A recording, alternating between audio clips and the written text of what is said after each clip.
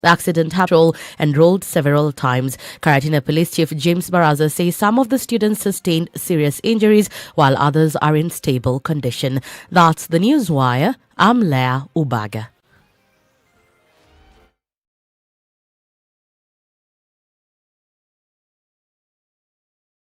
The following takes place between 6 a.m. and 10 a.m. There are so many people peddling what is false and that it bears remarkable resemblance to what is true. Politicians have their agenda, and their agenda is to use every opportunity to sell that agenda and to loot this nation. I have seen major strides that are done in this country when we talk to each other as against talking at each other. We start getting back into the tribal cocoons which were put to us by the colonial powers. You know, they gave us physical freedom but not mental freedom. We're still mentally colonized today into these cocoons of tribe. Now, if you live in an area where it's difficult to find a dog, He's a goat. I kid you not. In which part of this country is it difficult to find a dog? So that you resort. Afande umbo yako iko na pembe. you need umba special. This is the Situation Room, the only way to start your day. SpiceFM, Nyeri.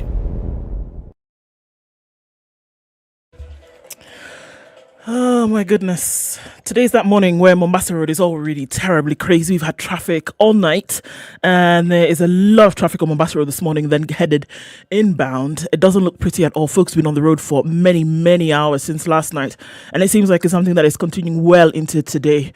So we started off Friday with already that drama, and they say once Mombasa Road gets the finger ache, the rest of the hand of the city looks quite crazy. So we're going to have to keep an eye on this and see how it progresses through the morning. Where are you stuck this morning? How is it looking this Friday? Talk to us on SpiceFMKE on Twitter. Text on 40127. We'll look at other parts of the city in a short while. But for now, it's not looking pretty, folks.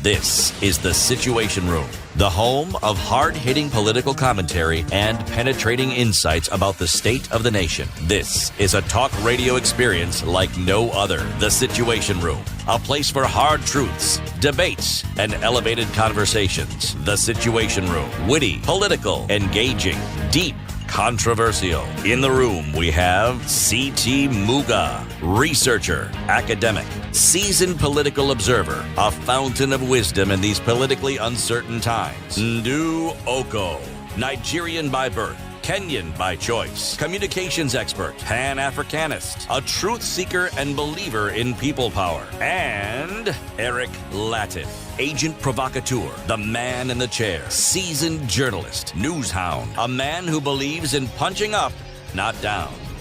This is the Situation Room, the only way to start your day. Good morning to you. It's 6 minutes after 6 of Happy Friday, 27th day of August 2021.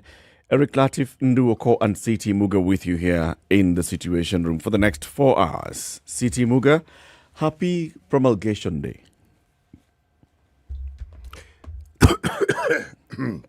Yeah.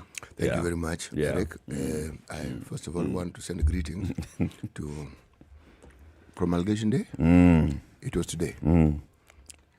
X number of years ago. Thank you. Happy Promulgation Day. You know that word, my friend? It has existed in the language we are now speaking for a long time, but I had actually never come across it until we promulgated. And the problem was trying to find a word that was closer to something that I had used before. Promote, propel, promulgate, you first feel. Does that word really exist? It sounds like, one of those words. Yes, someone has just made it up, and yet it existed. Yes. Nonetheless, thank you very much, Ndu. Happy Promulgation Day. To you too, Kenyans.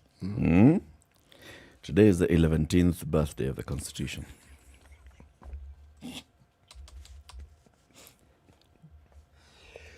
Okay. It is celebrating a birthday soon after, the judges of the Court of Appeal, like Solomon, said, we are not cutting up the baby. We're not doing anything to the baby. The baby stays alive. Intact. But wife number 2 has gone to the king, another king, And said, no, I still want that baby cut up. it's the only way to divide the baby. Yeah. It's the only way is for this baby to be chopped. Yes. Yeah. Everybody gets their piece. Everybody gets their piece. Yeah. We are going to have some conversations, not so interesting conversations. How many hours did you spend in traffic in the morning? Today, 1.5 hours. In At what time? 400-meter stretch. That was at 10 minutes to 4 until about 5 o'clock. You know, you said Traffic 10 minutes to bumper 4. to bumper traffic. 3:50 a.m. 3:50. a.m. Yes. And there were people who were coming home at 3 a.m. Having been on the road since about 8 o'clock last night. And those earlier, between 6 o'clock and 3 a.m., the traffic was monumental. It was ridiculous. Was there another accident on the road? From what we've heard, no accident. Last time we were told, you see, there was an There were accident. accidents, yes. Yes. Okay. People were getting home at 3:30, 3 o'clock this morning. It was terrible.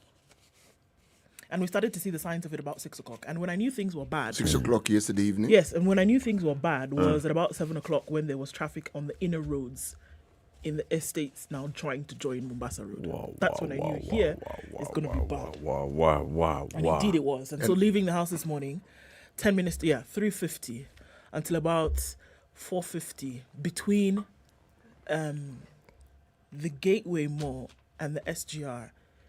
It's a 2-minute drive. Took an hour. And from your observation, what seemed to have been the problem? I do not know, because after you get out of that, it's flowing. Once you get past Cabanas, for example, there's no traffic. So the problem is before you get to Cabanas. Yes, it's between the Weybridge and the SGR. So the problem is Cabanas. It's between the Weybridge and the SGR. I can see what you're doing. You can see what I'm doing. Yeah, I can see. Folks have talked about the fact that, just already what we're seeing here. Been in traffic since 6 p.m. It's now 1 a.m. And these are people who are tweeting us now, telling us this morning. It's 1 a.m. I've been in traffic at MRM's. The MRM is right here on Mombasa Road, the Mbati Rolling Mills. I've been in traffic since 8 p.m. It's now 1 a.m. and they're tweeting at that hour. Not moved an inch. Can you imagine? MRM is here. That's at Gateway. Yes, exactly. And then trying to at least get to. This is absolute nonsense. This is crazy. We'll have a conversation with the National Transport and Safety Authority, NTSA, at 8 o'clock. And the Deputy Director in charge of Road Safety, Dr. Duncan Kibongong, will be joining us in the studio. As we have a conversation about road safety and usalama barabarani, that is one of the aspects we need to talk about. Because one of the things that people say is, people are overlapping, people are not observing lane discipline. But why is it that people do not observe lane discipline? This is one of those that I keep saying. People are kojoaring on the wall because there's no facility. Exactly, there's nothing to use. Usikojoe hapa, nikojoe wapi? Don't overlap. Where do I go? Yeah. I'm trying to get out. Folks who are crying. I think it's important to really look at some of these issues. Kids stuck in and some children now yesterday's when they were closing for midterm, right? So they were in school buses, 6 p.m., 8 p.m. to 11:58 p.m. Parents are tweeting, saying their kids are stuck in buses on the road. Even if you were to go and pick them up. No, you can't. You can't go. So people were saying, okay, so why don't you just go get your kids? Where are you going? Where are you going? 23:58, people are tweeting, our kids have been stuck in the school bus since 6 p.m.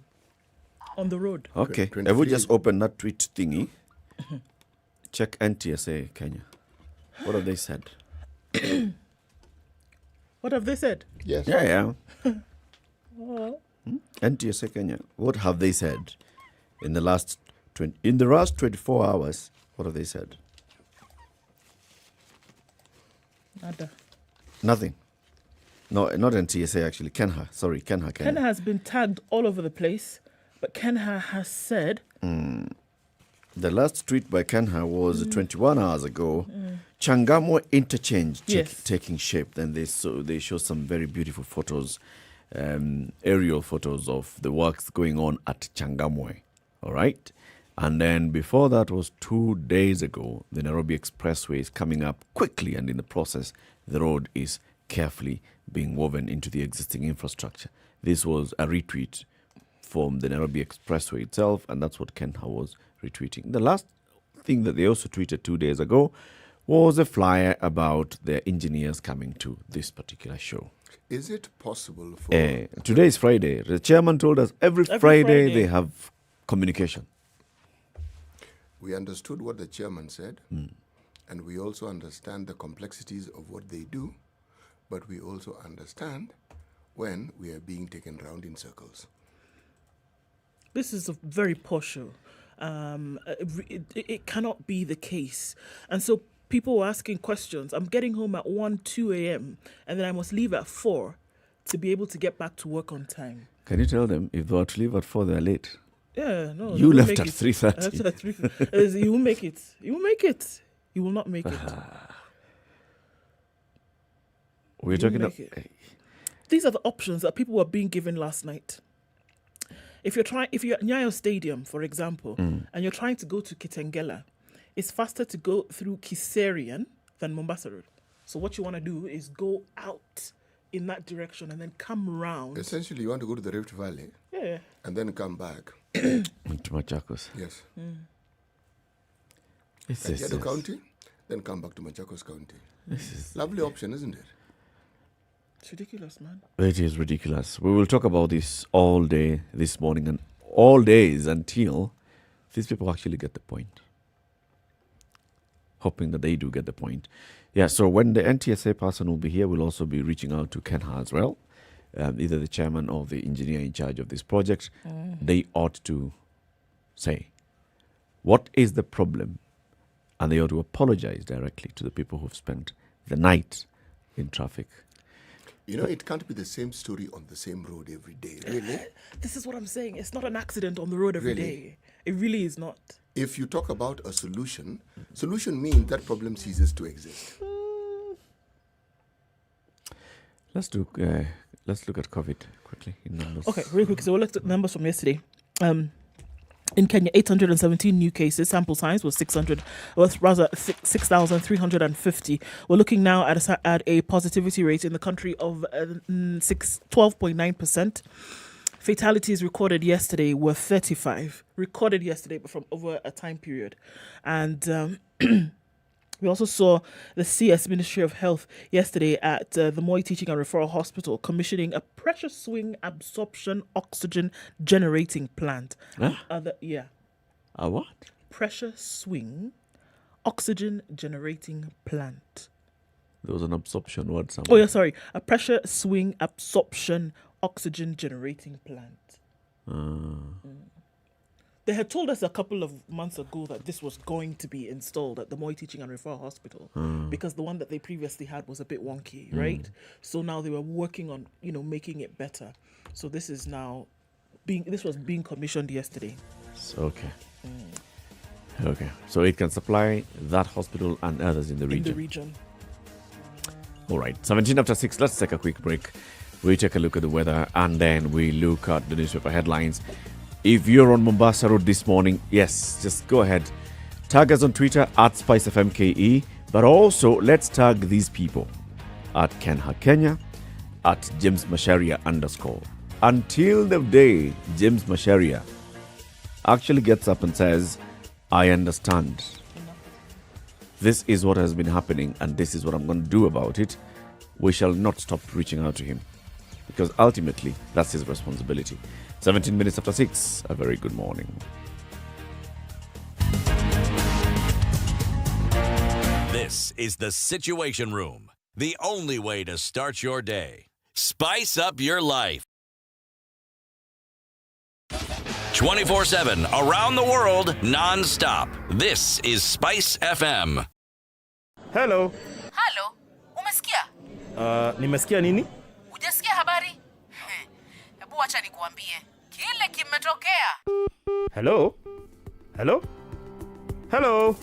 Don't wait for hearsay. Dial *550*1# to read the Standard e-paper from the convenience of your mobile phone for only 20 shillings from your telecom line, and stay up to date for a reliable source with over 100 years of experience with no additional data charges. In the quest of saving an ailing son, Sonia does the unthinkable. Will the guilt of her misdeeds haunt her, or will she come clean? Catch Mother's Guilt at 6 p.m. every Monday to Friday only. All right, cloudy conditions, what we're looking at in Nairobi this morning. And then they'll become quite clear at 13, going to highs of 26 and lows of 11. It's clear in Nyeri at 10, highs of 23 and lows of 9. Mostly clear conditions at 14 in Nakuru. At 25, that'll be the high, coming down to lows of 12. 12 will be the low in Eldoret, where it's clear, going to highs of 23. Record highs of 30 in Kisumu today. It's currently clear at 18. Clear conditions at 17 in Kakamega with highs of 29. It'll come down to lows of 15. Mostly clear conditions in Mombasa this morning at 22 with highs of 29. 29 will be the high with some rain in Malindi this morning. Mostly cloudy conditions at 20 in Kampala, going to highs of 28. 30 will be the high in Dar es Salaam. It's mostly clear at 18. Clear conditions in Johannesburg as well at 14. Highs of 25 and lows of 9. It's mostly clear in Lagos at 25 with highs of 29. It'll come down to lows of 25. 31 will be the high in Kinshasa. It's currently clear at 24. Looking out into Beijing at 18, highs of 30 and lows of at 28, highs of 30 and lows of 18. It's clear in Paris at 13, highs of 21. Mostly cloudy conditions in London this morning at 14, highs of 20 and lows of 13. And clear conditions New York Thursday night. Coming into Friday, we'll see highs of 32 and lows of 25.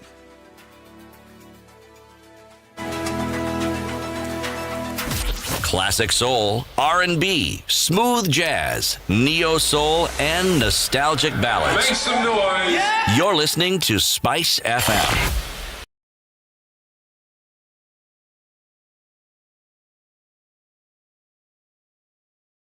Mature, intelligent talk every morning. Spice up yourself.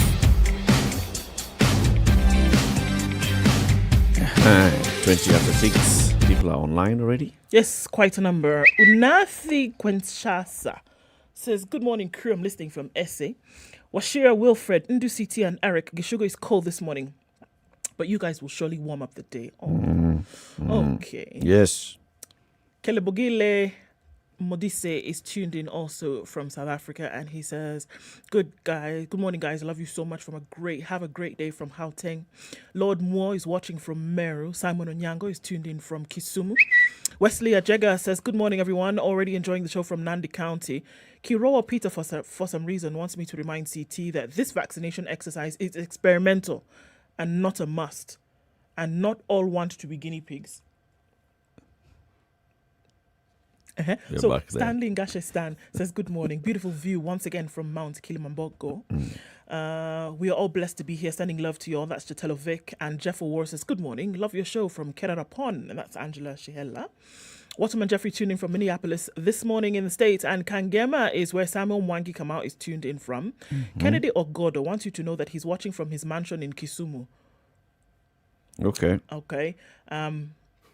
And says, beautiful brains there. There being here? Okay. Simon Villa says, tuning from Ole Kasasi. And Bishogoro Omokaya says, good morning. Tuning from Gitari. Kama Kawaida. Enjoying the show. Good morning to all of you. Good morning, everybody. Anybody tuned in from Mombasa Road, please? Quite a number, actually. Gabriel Mwangi says, Kenha were on Spice FM telling us that they would sort out this mess. What they meant is that they were going to make it worse. Been in traffic from 6 p.m. Been in traffic all night. I've had a terrible day today. Spent 7 hours between Athi River and Syokimau. What? Yeah, the contractor has dug the entire road without any diversion guides. It's terrible. We've suffered a lot. And we need to bring back those two Kenha fellows, the chairman and the one responsible single-handedly for this construction. It's very tiring reaching home past 1 a.m.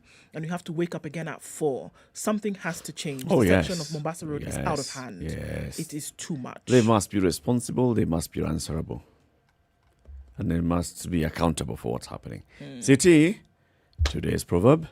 Yes, you asked for it, and here it is. Oh, wow. Fine form this morning. Well, yes, the asking for it was not the proverb, was for a nice lengthy proverb. Oh, that was not the proverb? No. Oh, okay. Okay. Okay. O ye of great haste. In a family, if you have somebody who is troublesome, it is the family members who are more worried than the troublesome member.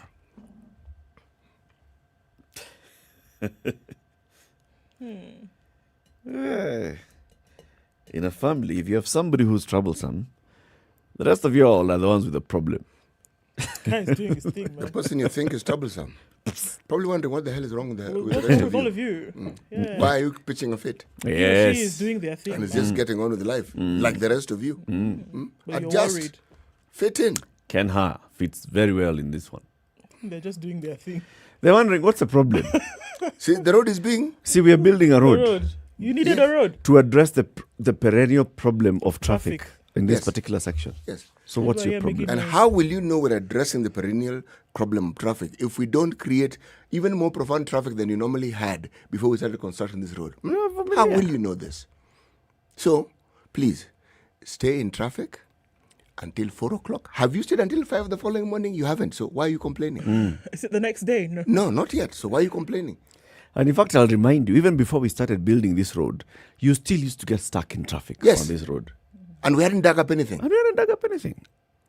So if you consider that we've dug this thing up, okay, and you're experiencing the sort of traffic jam you experienced before, can you not see that this is This progress? is progress. We're actually doing pretty well.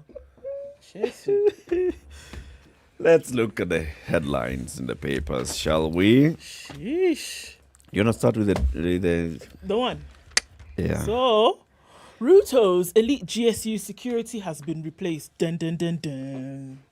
General Service Unit officers guarding all the Deputy President's official and private residences withdrawn and replaced with AP officers days after calls to quit government. And there's a picture, of course, there of AP officers arriving at the official residence of Deputy President William Ruto in Karen, Nairobi, yesterday to take over duties from the elite GSU guards drawn from the G Company. The DP's office has demanded an explanation for the move, which they say is contrary to the law. According to the DP spokesman, decision contrary to police standing orders that the GSU commandant shall be responsible for security of the president, the DP, State House, and lodges. So, what has changed? Those are the standing orders that we should have GSU guarding these four: the president, the DP, State House, and lodges. It is written. It is written that is what is supposed to be. So they are demanding an explanation as to why this happened. Demanding, you say? Of course. Okay. And his allies also are protesting the withdrawal of residents, elite security, but police say that the move is normal. We have this kind of shuffling all the time. And this is also a statement that came from the police. That, this happens all the time. It's not a big deal. Also, again, the proverb, you people who say that somebody is going crazy, we're asking, I'm doing my thing. I'm doing what I would normally do. Why are you jittery? Do you recall a time when these units, if you recall, had been quasi-independent units? Are they not all under the IG of police? IG. Are they not? They are. So They are. you could argue they are police. Could you not? Yes. GSU, police. Administration, police. Tourism, police. Presidential Traffic, escort, police. Anti-terrorism, Police. police unit. Traffic, police. anti-stock theft. Police. Policemen on the beat, police. Police. Bribe-taking policemen, police. Oh, police. So, Police reservists. Police. the DP's office had termed it as a breach of security, which they feared may expose him to personal harm. The office of the DP has formally written to the IG seeking an official explanation on this matter and reason for the breach of security, according to David Mugonyi, who is the DP's communication secretary. This is the latest installment in sustained and systematic effort to undermine the DP's personal security in pursuit of political vendetta, and is consistent with a strategy to expose the DP to the Republic to personal harm. Can I ask a question? Of course. It is written. It is. It is written. What does the it is written say specifically about the GSU and the guarding of all these individuals and establishments. That the security of those 4 offices, the president, the DP, the lodges, as And well State House. as State House, will be guarded By the GSU. It is written by whom exactly? in the standing orders of the police. Standing orders. In the Yes. police standing orders. Police standing All right. orders. Now, those orders, much as they are standing, can they also be altered to stand otherwise? Can they be moved aside? Yes.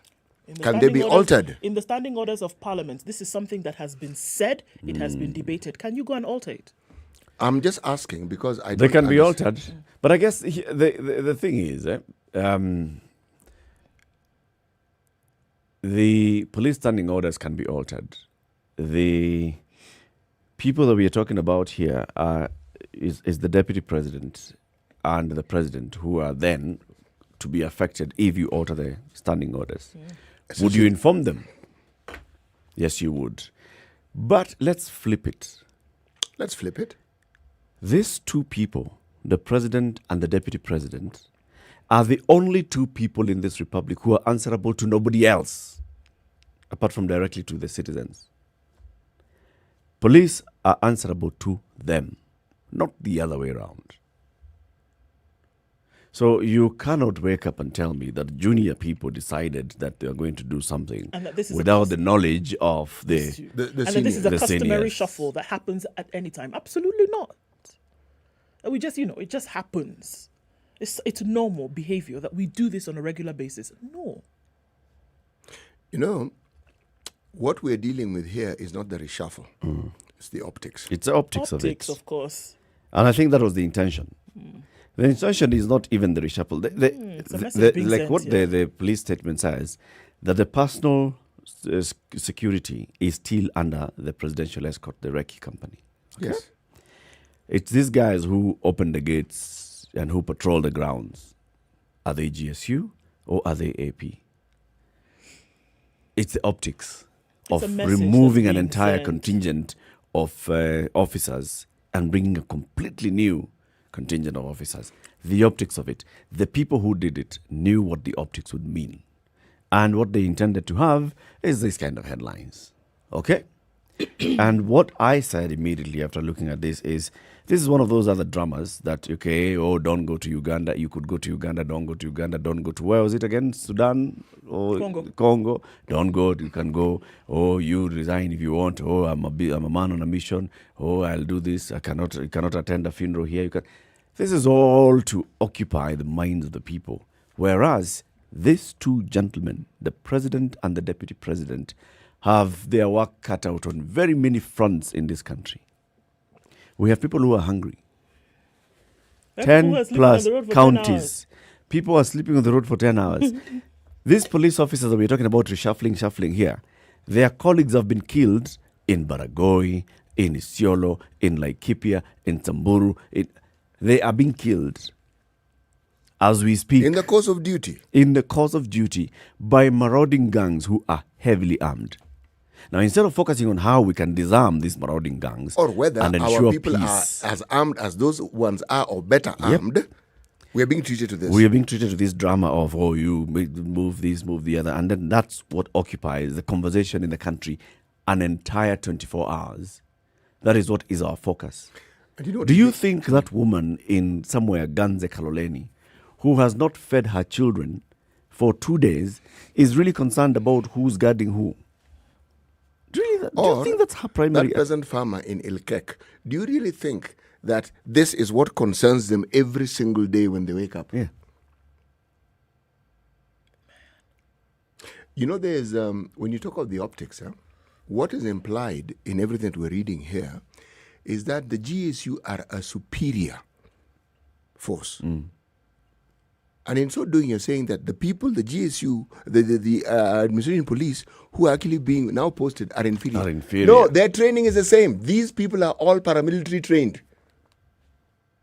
GSU is paramilitary trained, APs are paramilitary trained. And APs actually are the ones that guard government installations and government offices. Yes, they do. Remember when the whole issue of, some people had gone in the DP's office and they were doing some funny business of arms, and there was a police officer who was found dead. Yes. In Villafranca. Yes. Right? That police officer, what was his name? Kemei. Yes, it was Kemei. He was an AP officer. He was an AP. An AP officer guarding the deputy president's office. Yes. So we cannot talk about it. I looked at that thing and I said, you know what? I am not going to be pulled into this. Yes. No. And I will call it out and say, President Uhuru Kenyatta, Deputy President William Ruto, you have a job to do, and this is not the job that we give you. And if you cannot do that job, my friends... Lighter duties. Lighter duties, or no duties at all, in fact. Just go sit somewhere, sip something. We'll get somebody else to do the job. It's 27 minutes to 7. Let's take a look at traffic.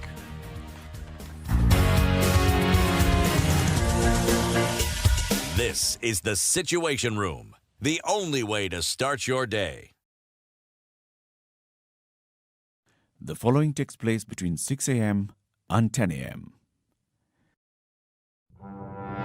There's so many people peddling what is false and that it bears remarkable resemblance to what is true. Politicians have their agenda, and their agenda is to use every opportunity to sell that agenda and to loot this nation. I have seen major strides that are done in this country when we talk to each other as against talking at each other. We start getting back into the tribal cocoons which were put to us by the colonial powers. You know, they gave us physical freedom but not mental freedom. We're still mentally colonized today into these cocoons of tribe. Now, if you live in an area where it's difficult to find a dog, He's a goat. I kid you not. In which part of this country is it difficult to find a dog? So that you resort. Nafandi umbo yako iko na Nini umba special. This is the Situation Room, the only way to start your day.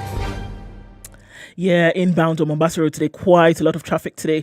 And we're seeing that it started very early. It didn't end from yesterday. So if you're headed in the direction of Mombasa Road, I'm hoping that those who were there overnight are not attempting to get back on Mombasa Road today because it'll just be another few hours of frustration. It is not a good situation at all. So if you're headed in that direction, just know that this is what lies ahead. The ICD route also was clogged last night. It's an option to get out towards the southern bypass this morning, however, and it's open and it's a breeze, so consider using that. North Airport Road is not looking too bad either, getting out into the city. Langata Road is free right now. We're seeing a little bit of traffic on Jogo Road. And some coming out of Westlands, you're heading out into the city. Let's take a look at the Thika Superhighway, which looks pretty good right now. Not bad at all, except when you get to that Pangani stretch and then going out towards Moranga Road. So you want to watch out for that. Apart from that, what we're seeing on Mombasa Road and a little bit of Jogo Road, it looks like Friday's just waking up. Let's keep an eye on things, okay? SpiceFM KE on Twitter. Text on 40127. Spice FM, Malindi. Mature, intelligent talk every morning. Spice up yourself.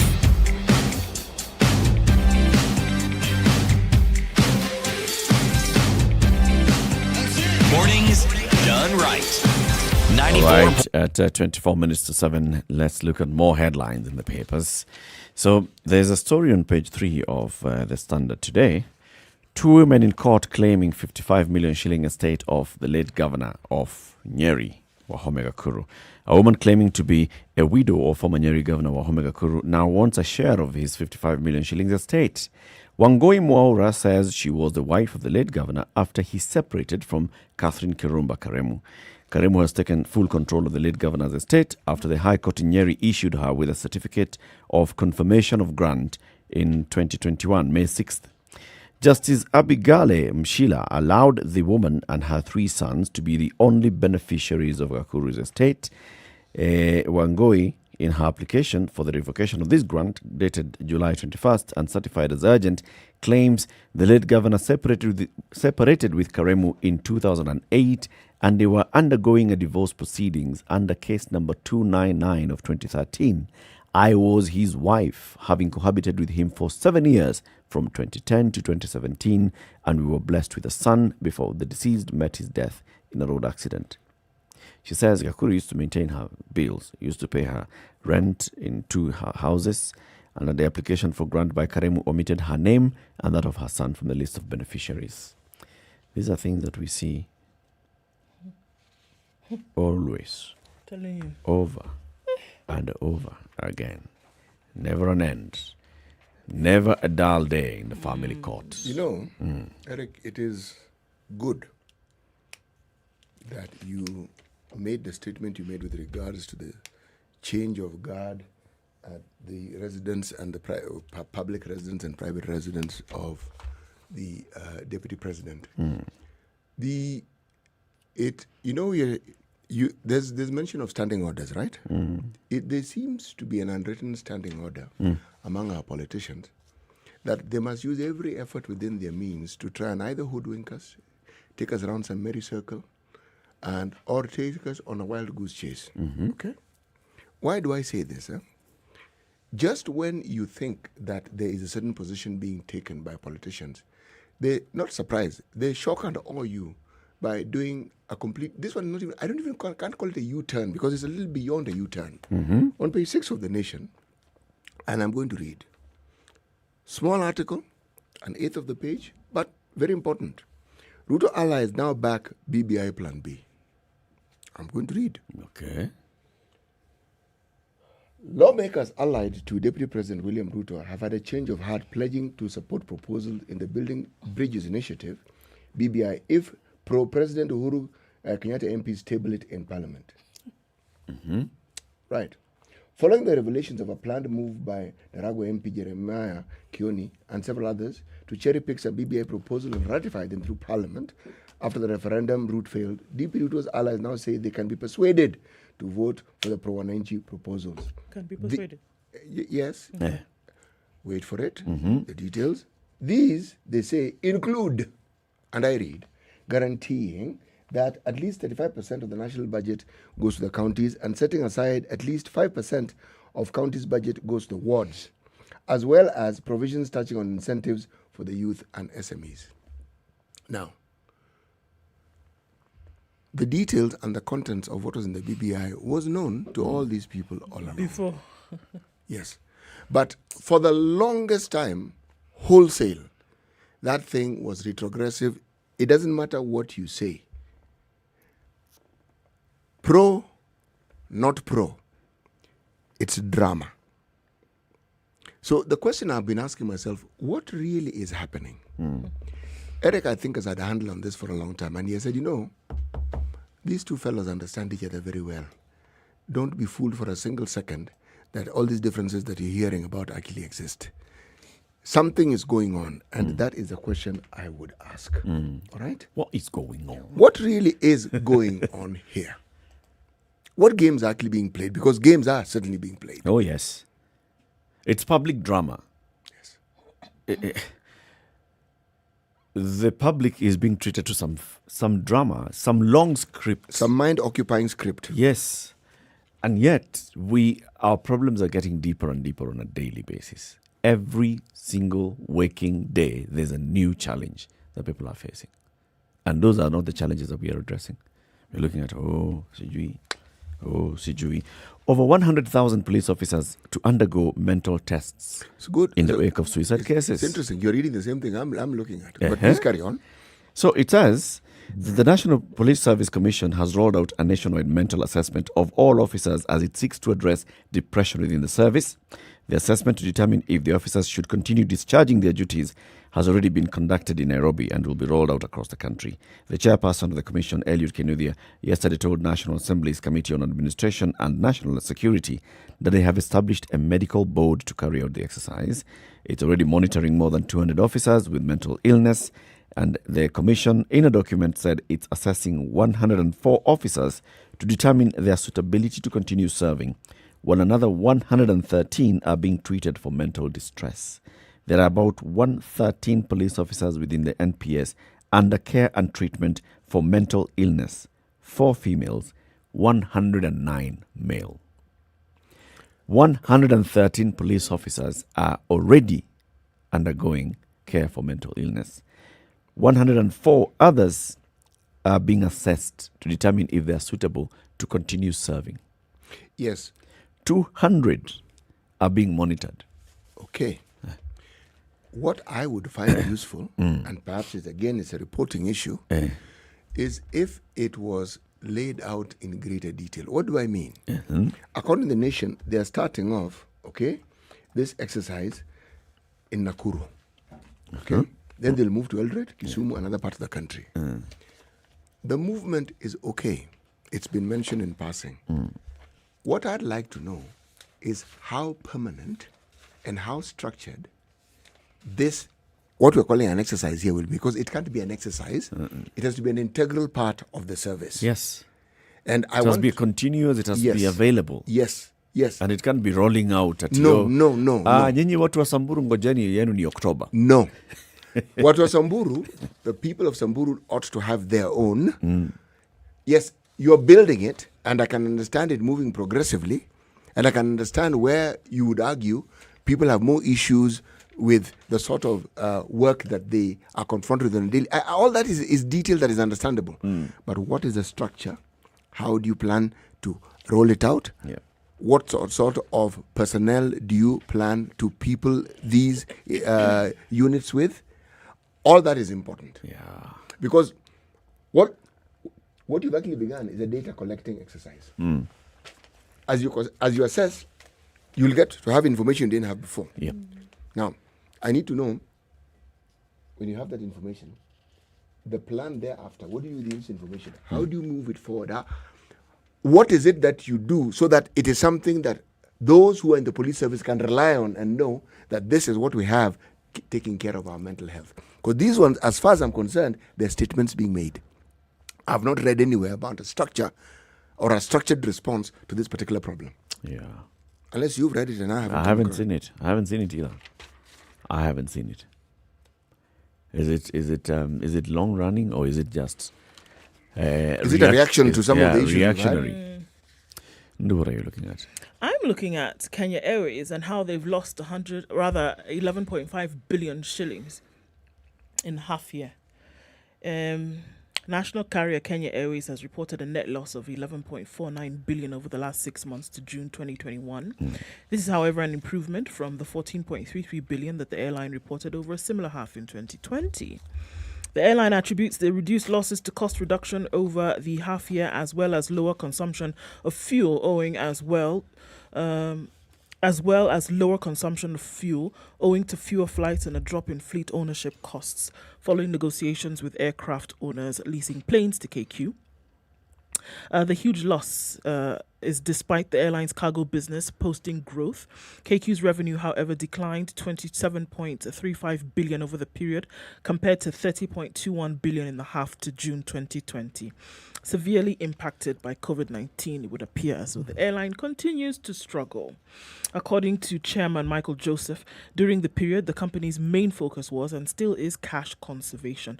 The company has exploited opportunities of raising much needed revenue through passenger charters and ramped up cargo operations. Other initiatives undertaken by management include partnerships with other airlines, lease rentals, renegotiations, payment plans with suppliers, and partial deferment of staff salaries. So, the carrier. It's still looking for a bailout. Yes. Right? Yeah. They still are looking for a bailout. They're still in dire straits. It still doesn't look good at all. Goodness. There's an article I'm reading in the Daily Nation again. This article strikes me as being peculiar. The contents are even more peculiar. KPA1's case against Joho firm struck out. At the heart of this particular case, there is a company called Portside Freight Terminals Limited, which is associated with Governor Joho's family. Okay?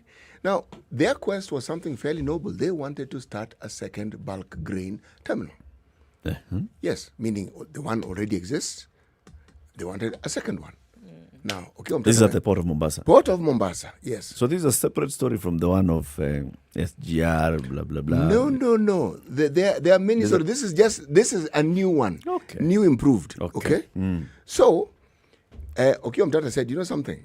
The board, in directing that this company be awarded this tender, went against one, certain articles within the Constitution, their own board of management regulations, and even more importantly, their own mandate. He said something of this sort should have been subjected to public procurement. Yep. Not them to decide who gets this. Public. You're talking about grain handling? It's a public thing. Yeah. Now, what I found peculiar is that it is KPA who are saying that Mtata's case should be struck out. Yeah. So I'm thinking, wait, was KPA doing this job? Were KPA partners with this said company? They're the ones who gave them that, isn't it? Yes, they are the ones who. So they're the ones that Okia has taken to court. Okia has taken them to court, but there's listen to the peculiarity of this. Okay, how is it that the people who stand to gain from this is really my point, are completely silent on this? I've read this article 3 times. There's nowhere where they're enjoined in this. In the absence, port side freight terminal. There is no case in court if there had been no award to this particular company. They are the party of interest in all this. The board comes in because it is being said they are the ones who actually awarded this. And okay, I'm trying to say, actually, you acted outside the boundaries of your jurisdiction, number one. Number two, this one ought to have been taken to the public. Due process. Yes, and it isn't so. I'm finding it peculiar. What I also find peculiar is that this entire article does not indicate whatsoever why it is a second bulk grain terminus was required. I'm not even very sure I understand what the first one does. But now there's 2. Now there are 2. So, and then they're saying that according to the master plan of KPA, there are places within the port area where you can have such a function. But this one is outside the jurisdiction of the... And I'm asking myself, for you to have a bulk grain managing facility, it must be of some use. Otherwise, you wouldn't have it. Whether we need 2 or 3, I don't know. But it is a curious case. Curious because of the things that I have mentioned. It's possible that that company is one of the respondents. Maybe Okia has gone to court, and then the respondents would be the Kenya Ports Authority, this particular company, and others. Yes. But in this particular case, it's being reported because KPA has filed its response in this particular case. We are yet to hear the other respondents and their response to this. No, we haven't. But Okia, didn't quite leave it there. He actually fired a broadside shot at the board and said it would not be far-fetched to deduce that the board appears to either be compromised or in cahoots with the first interested party, which is Portside Freight Terminal. So there, it's in the case. There you go. Wako hapo. There's some good story. Can I just do this one? It's a very good story. A Kenyan woman has won an international podcast competition for writing touching letters to her daughter. 38-year-old Namulanta Kombo emerged the top in a field of about 1,000 entries from Kenya, Nigeria, and South Africa. It was launched this year by the BBC World Service. International podcast competition was open to non-broadcast and podcast professionals from the 3 countries, Kenya, Nigeria, South Africa. They received 1,000 entries. The winner was this Kenyan. She says what inspired her to enter the competition is what she terms as a missing gap in the life she experienced and the desire for her 5-year-old daughter to have a different life.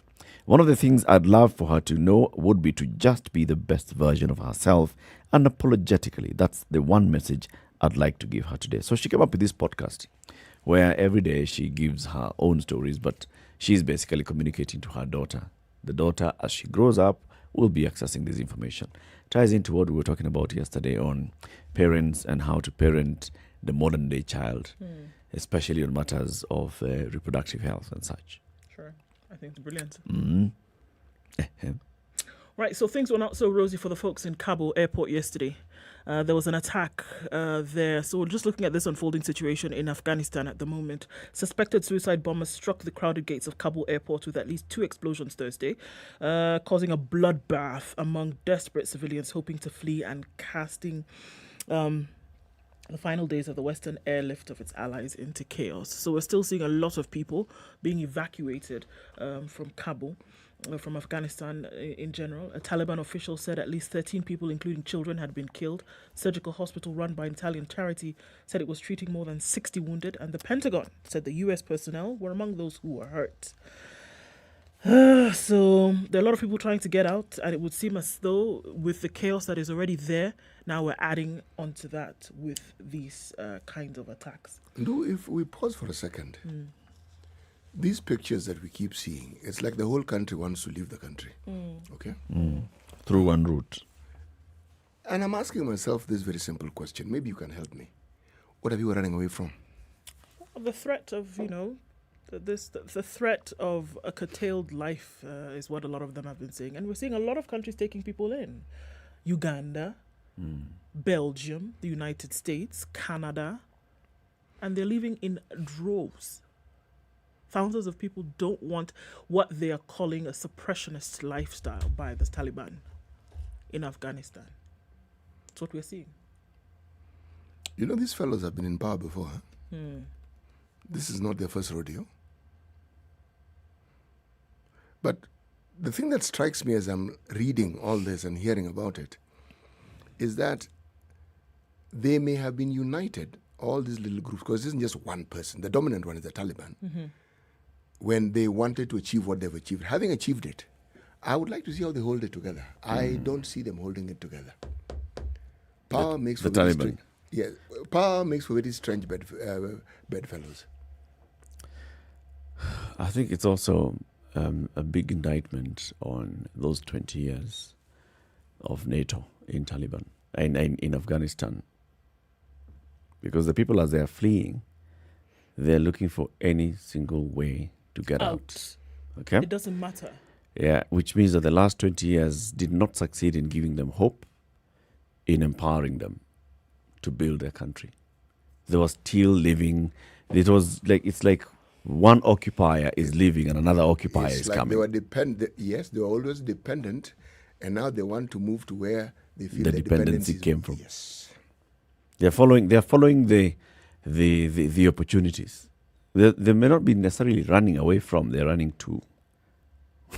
Yes, that actually is the truth about movement, isn't it? You're either running towards something or away from something. Or both. Yes, but also of significance. Don't you think that perhaps something that we saw this in Iran, we saw this in Iraq, okay? We're seeing Syria, okay? We saw Libya, okay? We've seen other parts of the country where there has been support for a certain way of life by the Western powers, and then something goes wrong, and you would have assumed that things would improve and they'd get better.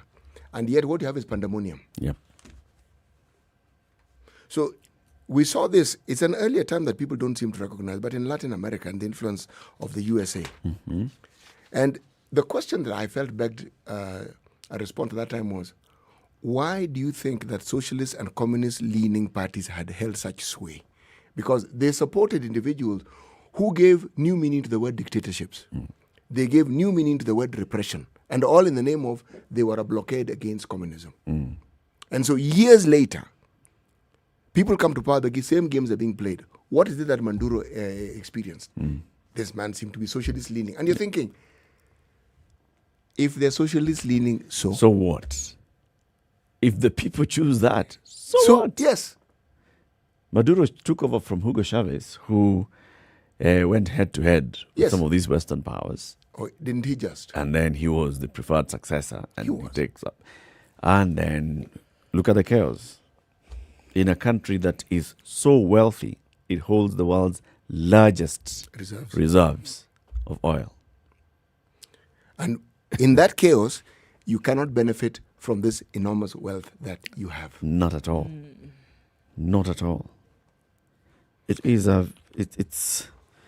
quite a telling story. Also, just like I said the last time, we're seeing much of this quest to leave the country happening in Kabul through the airport. Yes. Are we seeing people going to the borders of the neighboring countries, Pakistan, Iran?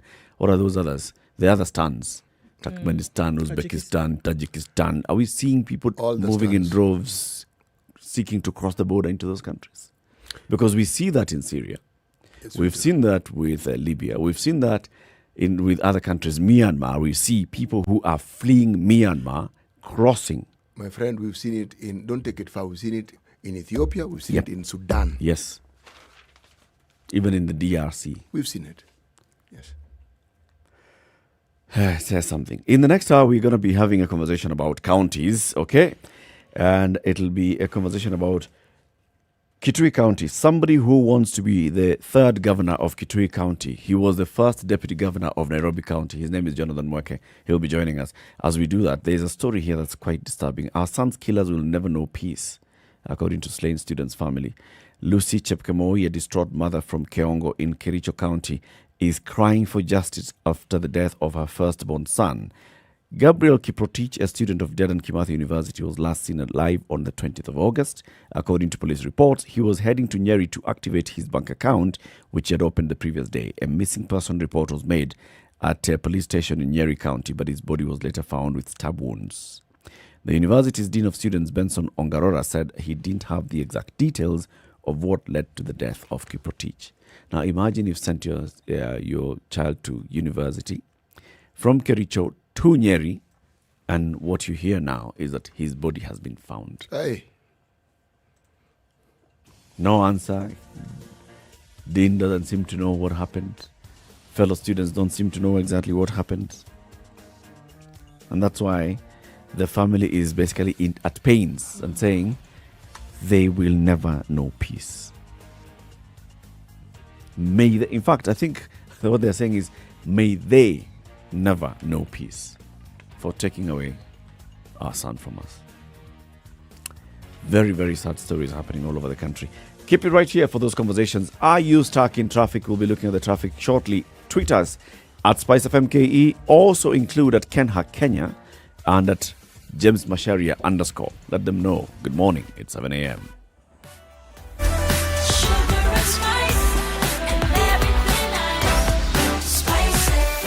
Spice up your life.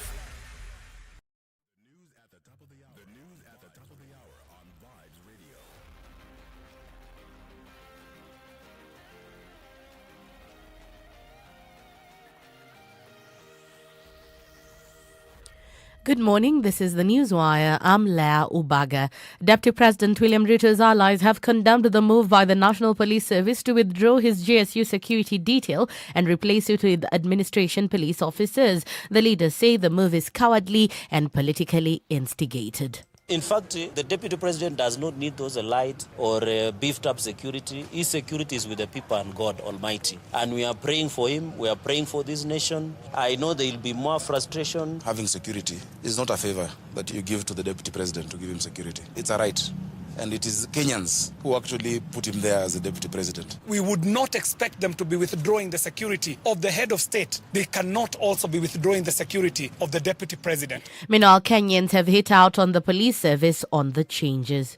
Kama mtake kuchunga William, mtuambie sisi tukuje hapa kuanzia kesho ama kuanzia saa hii mpaka 2022. Tuambie kama raia, kwa sababu sisi raia hatujui ya kwamba mfanya makosa gani. Kwa sababu kama kuna mwenye mfanya makosa, tuambie vizuri ya kwamba mfanya makosa hii na hii na hii. Hakuna haja kuzungusha huyu mwanaume saa yote. Sasa hivi security wametoka, hatujui tutaenda wapi mboga. Sisi watu ya Sugoi tumezoea kwenda kwa Deputy President. Leo tumekuja mpaka hapo, nataka kwenda kununua mboga. Nikaambiwa haidi. Nikajiuliza haidi, kwani shida iko wapi kwa haidi? Elsewhere, the Evangelical Alliance of Kenya has called on President Uhuru Kenyatta and Deputy President William Ruto to amicably resolve their differences, led by its chairman, Dr. David Oginda. The alliance says their public exchange isn't good for the nation as it may strike tension or even violence. It is with great concern that we have witnessed the public exchanges between the President and his Deputy President, whereas we are not privy to the circumstances that may have led to their fallout and this untidy relationship. We wish to strongly appeal to these two leaders, by the mercies of God, to find amicable ways of resolving their differences away from the camera. The alliance has further called on the relevant authorities to ensure all regions capable of experiencing election violence are provided with the necessary guidance to prevent the vice.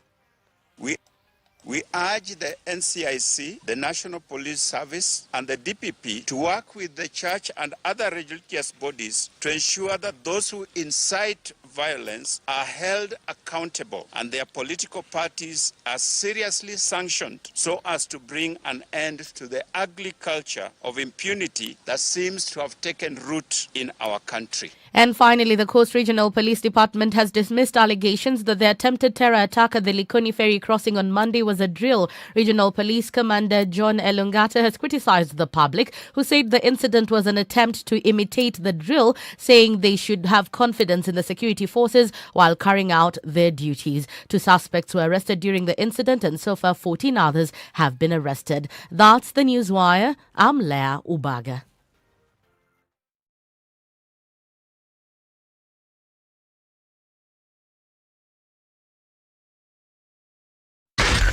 SpiceFM, Nakuru. All right, still heavy on Mombasa Road this morning. Let's look at other areas as well. Jogo Road headed into the city, quite heavy right there around the Makadara train station, and then heading out towards the roundabout at City Stadium. We're seeing quite a lot of traffic in the middle of the city as well, in the CBD, quite packed as well. We're looking at traffic now building up on the Thika Superhighway. It's not too bad, though, at the Pangani underpass connecting with Muthui Square is where we'll see a lot of it this morning. Headed out then into the city, right around the Globe Cinema overpass. Things are still at a dull roar, as I like to call it this morning, but it looks like it will pick up, except for Mombasa Road. We're inching closer and closer to 15 hours of traffic on Mombasa Road, and it's not letting up. Surely it's got to change at some point. If you're headed in that direction, you might want to rethink it about getting on Mombasa Road right now. And if you're there, it's going to need patience and a prayer. Keep an eye on things. Help us out here as well. SpiceFM KE on Twitter. Text on 40127.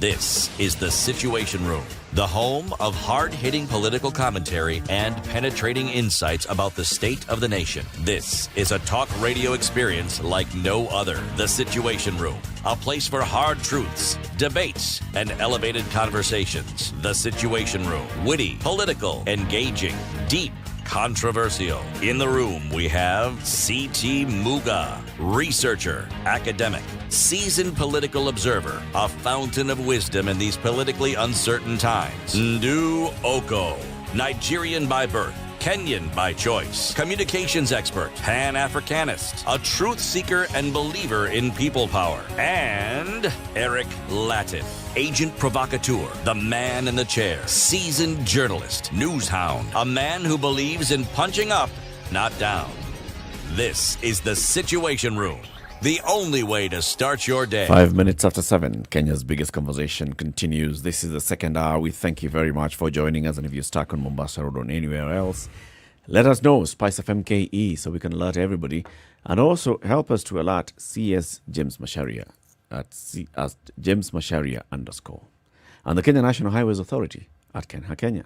Let them know that this is happening. City, today's proverb.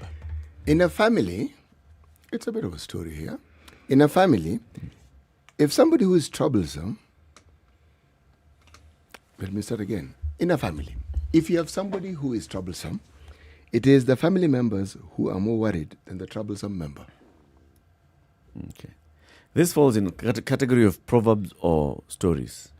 This falls into the category of proverbs and the variety that we find. Pakawa. Yes. Sahani ya mchele. Yes. And then you start nouns. Kobe alipokuwa. Yes. Then one Kobe, okay, pakawa, sahani, mchele.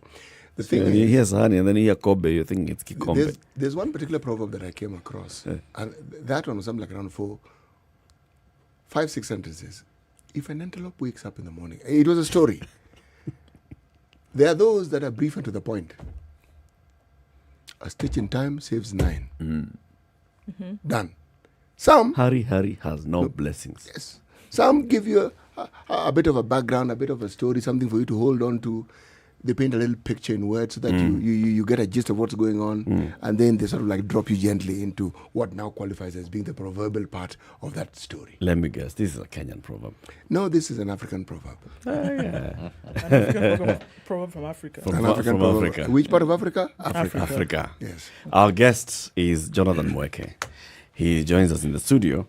Jonathan was the first deputy governor of Nairobi City County, and he wants to be the third governor of Kitui County.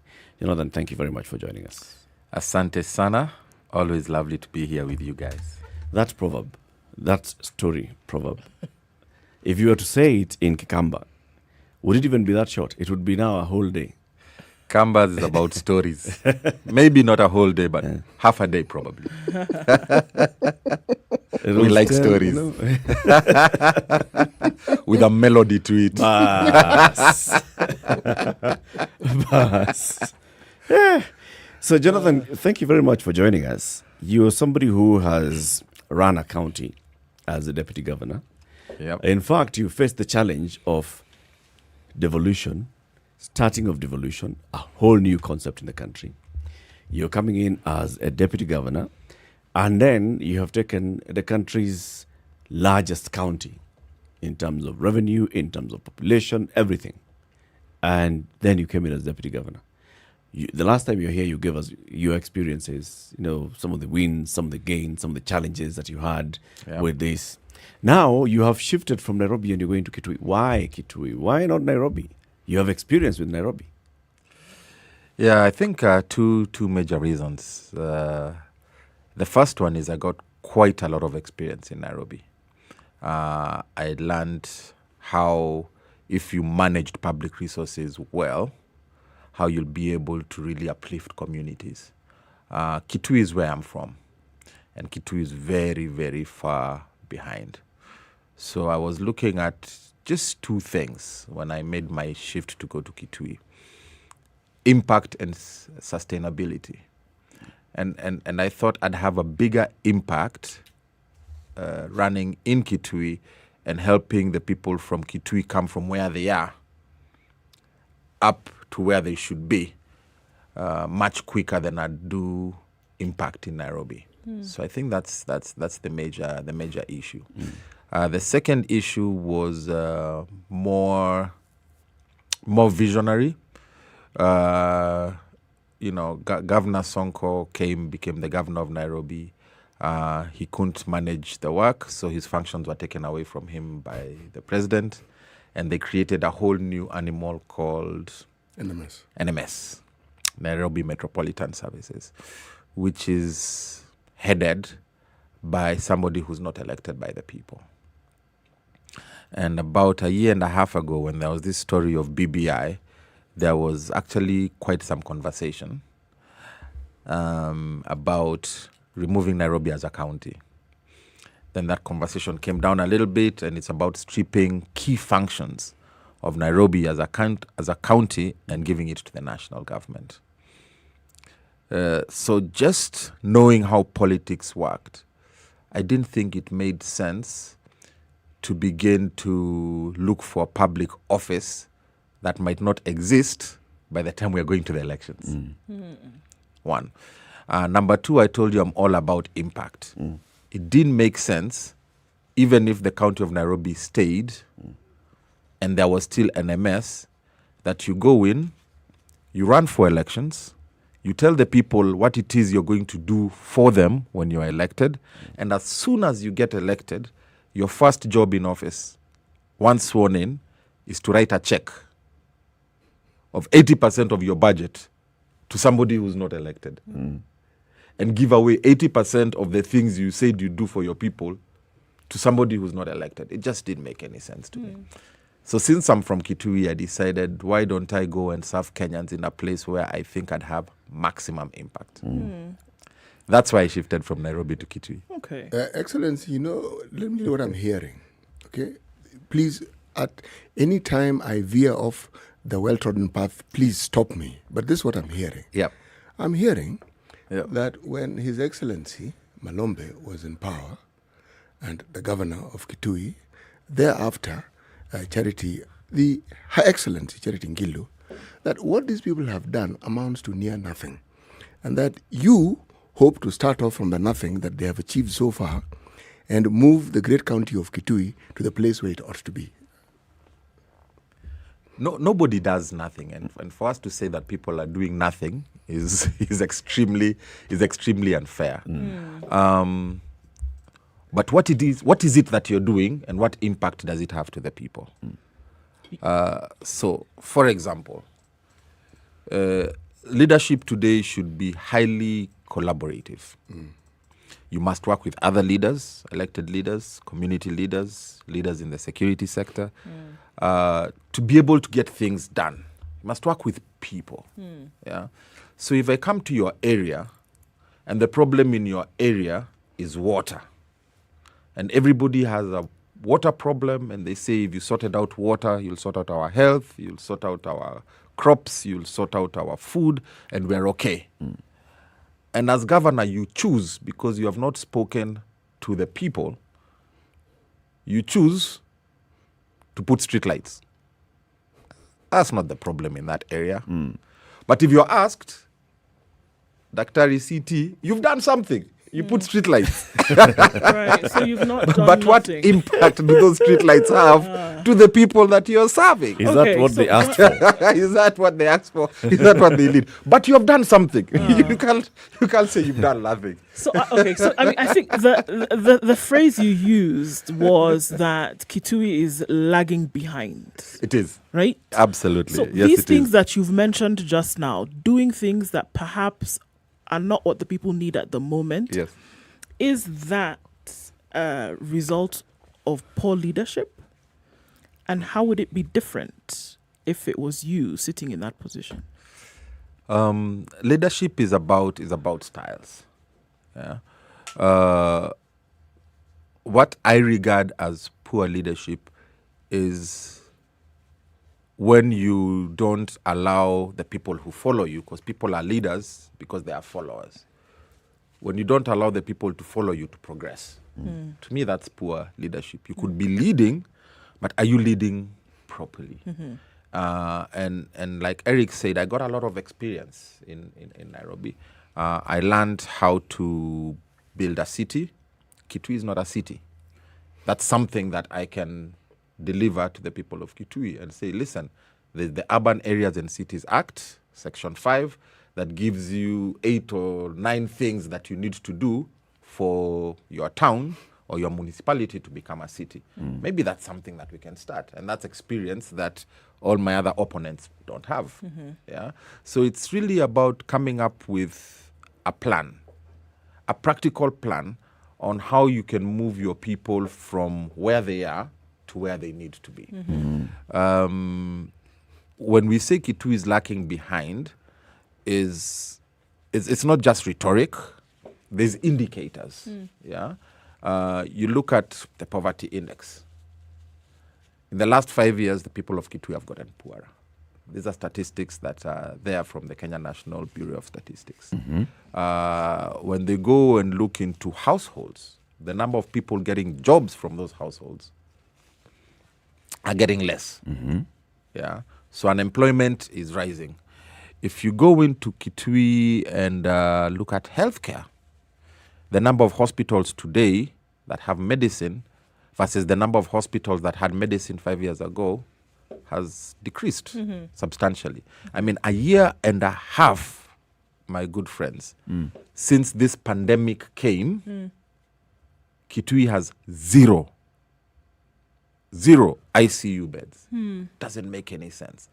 And in that year and a half, Kitui has had a budget of almost 18 billion shillings. And you can't build one ICU bed in the midst of a pandemic that is killing your people. So we are getting less healthier. There's less transition from primary school to secondary school. People are getting poorer.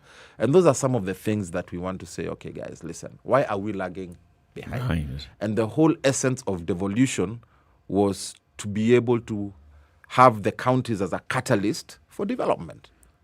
So that everybody is allocated money and you start developing the whole country from the counties. So do you think with what was available at the time, with all factors then remaining, a pandemic, this, that, the other thing, do you think that things could be better presently? I'm not even talking about new leadership. I'm not talking about... You think with better management... Absolutely. Things could be better with the same factors remaining constant in Kitui as they are today? Absolutely. For example, let's just compare and contrast. The world over, Corona has come and completely disrupted the way we live and our socialization. And even people who had planned, even businesses, I can bet you that a year and a half ago, when the Standard Media Group was doing their budgets, they didn't budget for thermometers and gloves and masks. Yeah. So by the time Corona came, people had to move around their budgets. Yep. You take budget from your petrol and buy masks because that's what the reality is. But if you call the governor of Kitui today, and Daktari, you ask your favorite question, what have you done? She'll tell you, I'm building a factory. Do the people of Kitui need a factory? Or do they need ICU beds and oxygen in their hospitals? So it's how you allocate and manage your public resources for the benefit of the county. And that's why the governor has had issues every year getting her budget passed by the county assembly. Because the county assembly sits down and says, wait a minute, why is money being allocated to things that don't really make sense? And so these are the things that we really want to turn around, just so that we have an impact on the people of Kitui. So there's been a challenge in prioritization of needs versus wants. Correct. If, let's just ask you this at this point. Today, so that you avoid going to Kitui to put up street lights, you must then understand. And a factory. And a factory. You must really understand then what the people of Kitui want. What do they want? Water. Kitui's biggest issue right now is water. And if we can focus and put priorities and work with all sorts of development partners and the national government to bring the water to the people of Kitui, you've solved half the problem. How would you address this? Kitui has 2 permanent rivers, Athi River and Tana River.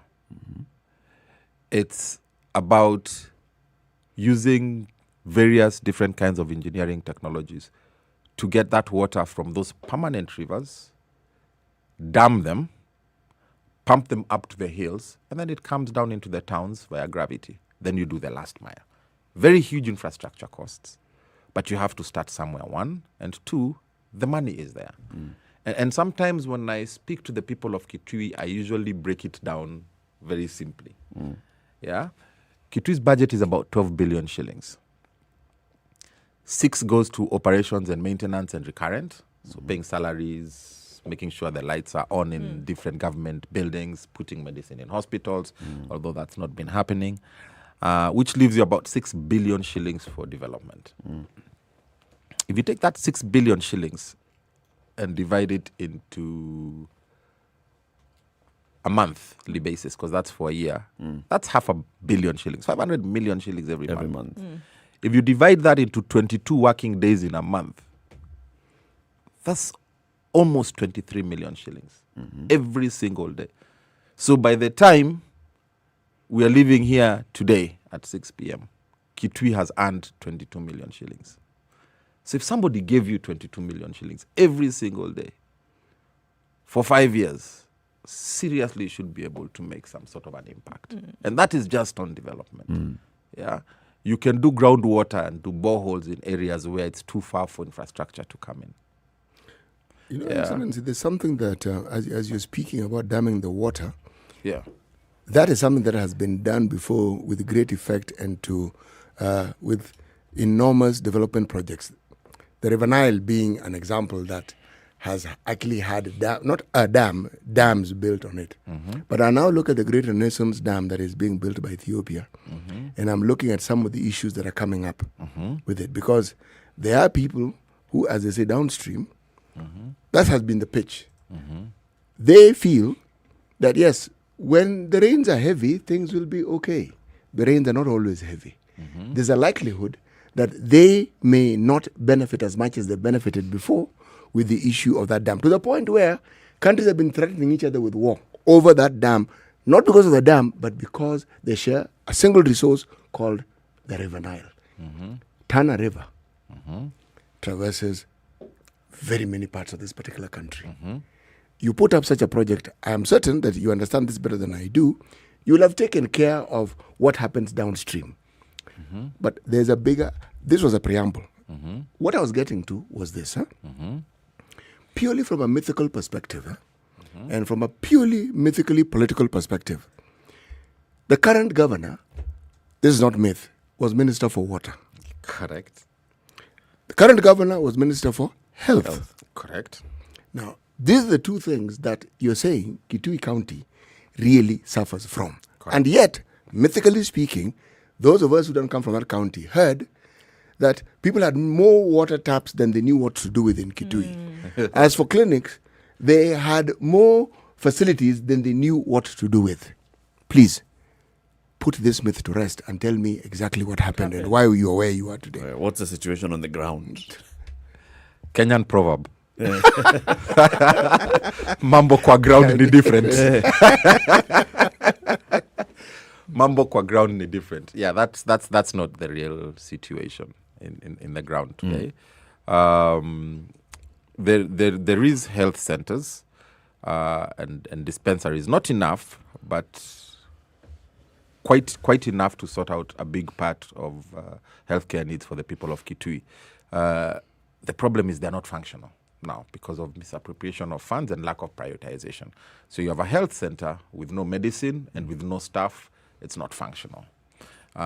Story was done by the chairman of the health committee, MCA Philip Nguli from Migwani, about 2 weeks ago. It was aired on all TV stations, including yours, where he just took MCAs and went around the major level 4 hospitals in Kitui. And he found absolutely nothing going on. No staff, no nurses, no doctors, no medicine, no sheets on the beds. And it was a major story. We didn't even see the governor respond to it. So, and if you take care of water, you also begin to take care of healthcare. Yeah. So that's one of the major issues in Kitui that we will plan to address. There's a very big dam in Mwingi North that has political issues called the Grand Falls Dam, which was being fully funded by some donors, and there's been issues unlocking it from the national government. These are some of the things that I aim again to use my experience working in Nairobi, because I made all these networks, to be able to be diplomatic enough and sit down and have conversations with all stakeholders and say, guys, how can we get some of these things moving? Because some of the things that we need to get done are beyond the capacity of the county government or the budget that the county gets. Yeah. So you have to collaborate with other people. And that's so the you can reality get I'd some like of us to those address. things- You those see, things done. When you talk about water, and for a county that has, those major rivers, but also does not have much other water sources, then it becomes a conflict between the county government and the national government and the speed at which these two governments operate. There's a Thwake Dam that has been going on for how long? The other day we were told it's 60% or 80% complete, and what you could see is still just tractors trying to dig up earth. You're talking about now the Grand Falls Dam, which has been there again for a while. These are projects that are being controlled at the national level because they are national resources by design, and yet the immediate beneficiaries are the people of a county. So if you go to the people of the county and you promise that I'm going to bring you water, knowing full well that the other person who you have to deal with is somebody who you do not have control over, you may be shooting yourself in the foot. Not quite. The governor of Meru, Kiraitu Murungi, once said that the national cake is not a wedding cake, where everybody is guaranteed to a piece. And even then, you're not. It's not a wedding cake, and that's where leadership comes in. Yeah, you have to take up leadership and go and fight for what is yours. Yeah, so maybe some of these resources are not coming to Ukambani because when the national cake is being sliced and is being shared, our leaders are looking at maybe other priorities, or probably they're doing nothing. They're not. And that's why we've struggled with Thwake. That's why we struggled with the Grand Falls. With the Grand Falls Dam. That's why we struggled with Konza Techno City, which by now should have been there. Because when resources are being allocated at that level, where is our leadership? And those are some of the things that we're really trying to say that we can fix. Yeah. So that you use your influence, use your connections, use your networks, use your ability to sit down and negotiate so that your people can get the resources allocated to them that they need. It goes then beyond just one leader. Correct. It goes into the leaders of the entire community. Correct. The chairperson of the Water Resources Authority is somebody from Kitui County. And what's his name? I'll remember his name shortly and I'll tell you. A former MP. Somebody from Kitui County. The governor of Kitui is somebody who has connections with the national government, with those ministries of water, with the ministries of health. You have one of the brothers, now I don't know whether he's a cousin, Kalonzo Musyoka, has direct access and influence with the government. The senators who come from Kitui and Machakos and Makueni, their voices, the MPs in the National Assembly, their voices at that point of budget making, at a point of division of revenue, what do they say? And if those fail you, Governor, what would you be doing? What will you be telling the people? You see, as a leader, that's one of your jobs. To make sure that you're able to mobilize people for a common cause. And it's not a job, you're right, that one person can do. But how do you relate with others? One. How do you take leadership? Remember, leadership is about leading your people somewhere. Yeah. And when things are bad, you lead from the front. When things are good, you lead from the back. And you let other people take the credit. Right? So out of all those people you are talking about, who has taken leadership? To say, guys, can we sit down as a community? Yeah. Can we decide what our priorities are? And can we ensure that our priorities get met? For example, I'm sure you guys have seen in the news that I joined the Deputy President and UDA. But why did I do that?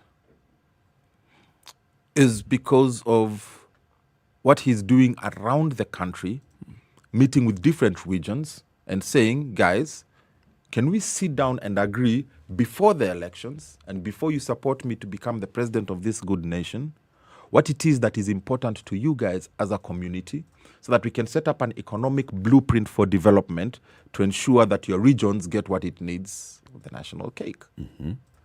I've been in politics for 16 years. I've never seen that happen. I've never seen it happen. And that's what attracted me. So exactly what you're saying is what we are now currently doing. He's met with Central. Last week he met with Western. And Eastern, we have our technical committee that I'm part of. And we're looking at all these priorities. And we're also going to have our chance as a Southern Eastern economic bloc. And we're going to sit down and tell the Deputy President, listen, we will support you for presidency. And when you get presidency, these are the things that are important for us that we can't do ourselves as a county. And we need them in your blueprint so that we have an MOU saying that this is what we're going to do for the economic and social development of our area. Yeah. And that's one of the major decisions that I made to join the Deputy President in his Hustler Nation. You know, Mheshimiwa, personally, I have great faith in your vision, your sincerity, and your clear quest to actually serve people. I do not doubt for a single second that it is true. Not for a single second. But then when I take those virtues into the political realm, with seasoned politicians, I begin by asking the question, yes, that sounds like a nice bottom-up approach. Talk to the people qua ground and get to know what it is that they want, and it comes up, yes. But the question I'm asking, are we saying that after all these years since independence, we have absolutely no clue what is needed in these areas and that these conversations have not been had by people? Maybe it hasn't been kicked off by somebody who's aspiring for a presidential post. But what people need, they're saying they need it. They have MCAs whom they talk to.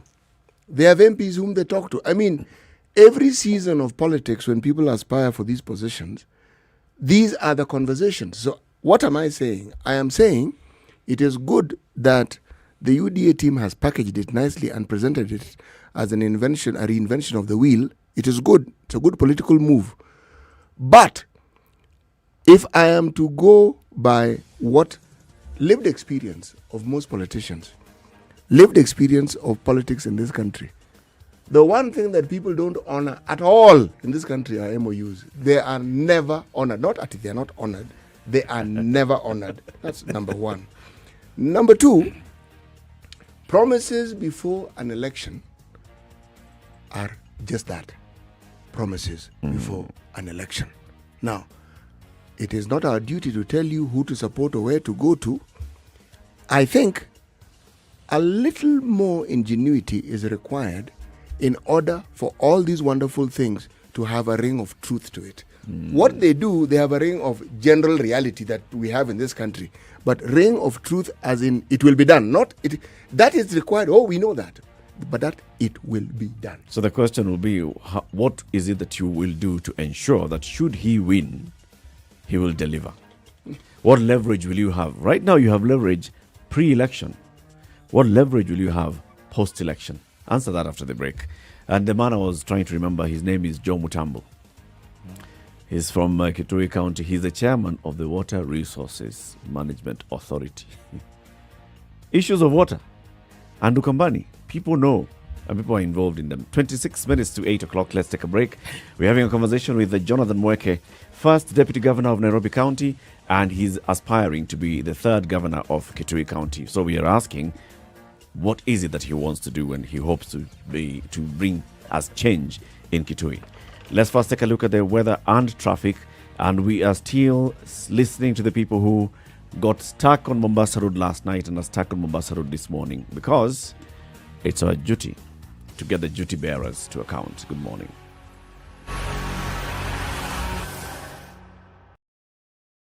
This is the Situation Room, the only way to start your day. Spice up your life. 24/7, around the world, non-stop. This is SpiceFM. Hello. Halo, umesikia? Nimesikia nini? Hujasikia habari? Hebu acha nikuambie. Kile kimetokea. Hello? Hello?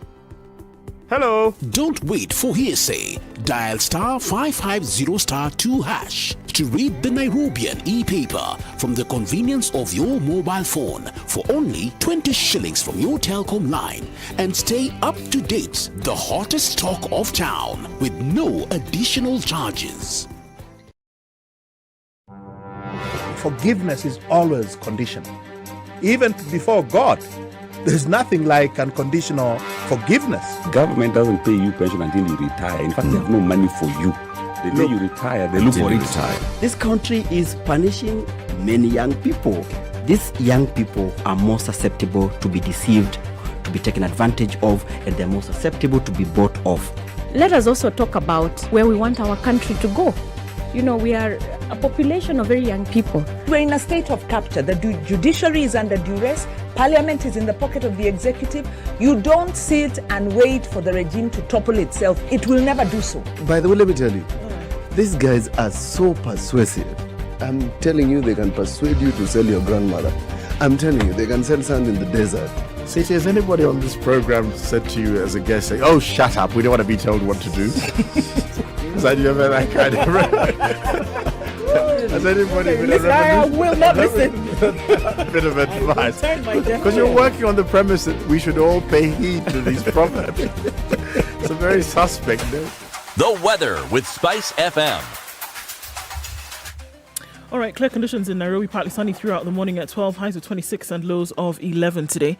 10 degrees and sunny in Nyeri, highs of 23 and lows of 9. 26 will be the high in Nakuru, coming down to lows of 12. 12 will be the low as well in a partly sunny Eldoret, currently at 13 and a wide highs of 24. 30 will be the high in Kisumu today. It's sunny at 20, coming down to lows of 18. Mostly cloudy conditions at 19 in Kakamega, highs of 29. We'll also see 29 as the high in Mombasa, where it's partly sunny at 23. 23 and light rain in Malindi, highs of 29. 28 will be the high in Kampala, where it's mostly sunny at 20. 19 and sunny conditions in Dar es Salaam with highs of 30. And 25 will be the high in a clear Johannesburg at 14. Mostly clear at 25 in Lagos, highs of 28. 31 will be behind Kinshasa, where it's clear at 23.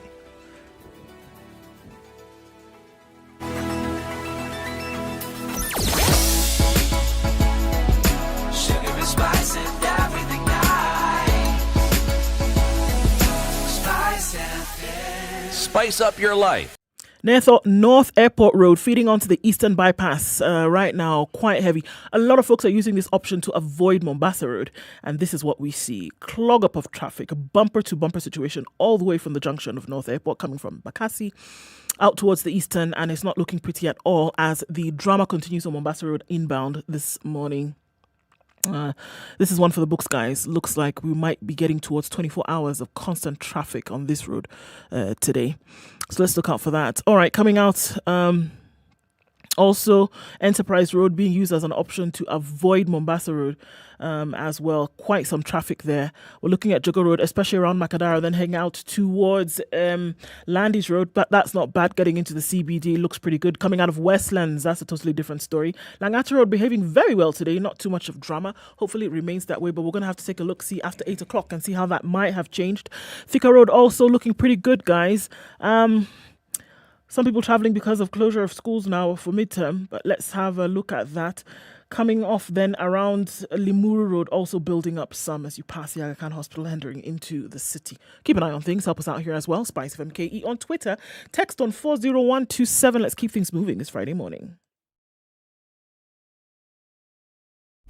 Classic soul, R&B, smooth jazz, neo soul, and nostalgic ballads. Make some noise. Yeah. You're listening to Spice FM. Mature, intelligent talk every morning. Spice up yourself.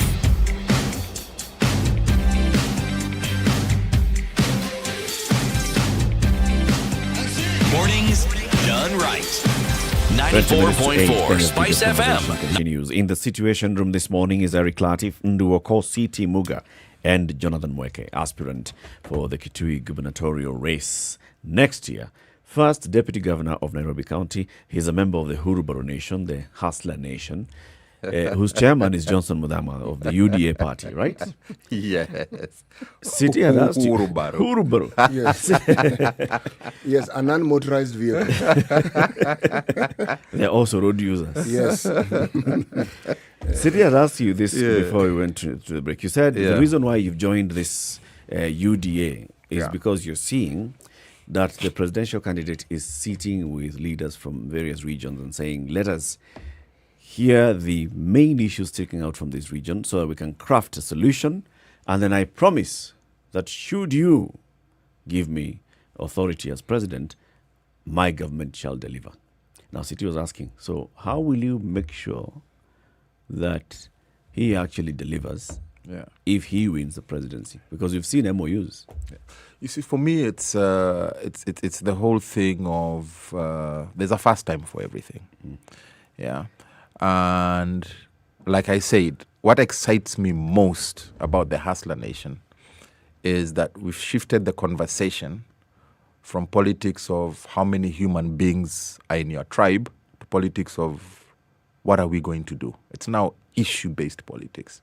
And that's why he's meeting regions and saying, what are your issues so that we can begin to take care of issues from the bottom coming up. Yeah. And Nelson Mandela said, it always seems impossible until it's done.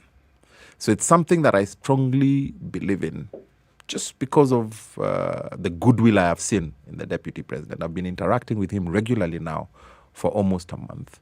And everything that we have agreed to do together, he has done. So I have no reason to doubt him. The second thing is track record. You see, sometimes when you want to look into the future, you have to look into the past. And if you look at the execution skills that the deputy president has, they're exemplary. For example, when he was the Minister of Agriculture, is when we had the biggest bumper harvest that this country has ever seen to date because of his fertilizer program. Even in Kitui, when he was the Minister of Agriculture, we didn't have drought. First time ever.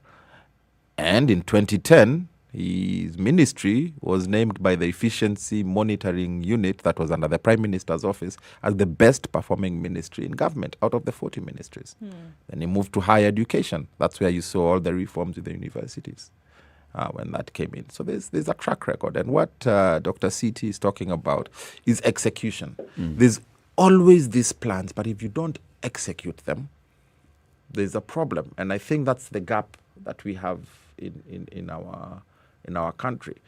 If you look at President Kibaki's Vision 2030, it was excellent. It was executed, but it wasn't a 10-year vision. It was a 30-year vision. And as soon as he left office, that was shelved. So we've stunted agreeing. And in 2030, we might not be a middle economic country because we've lost 10 years of the Vision 2030. And a lot of those flagship projects were stopped that gave birth to something new called the Big Four. We are 1 year to the elections. What has been achieved out of that Big Four? Again, some time lost, right? But if you have the political will and you decide to execute something, then it gets done.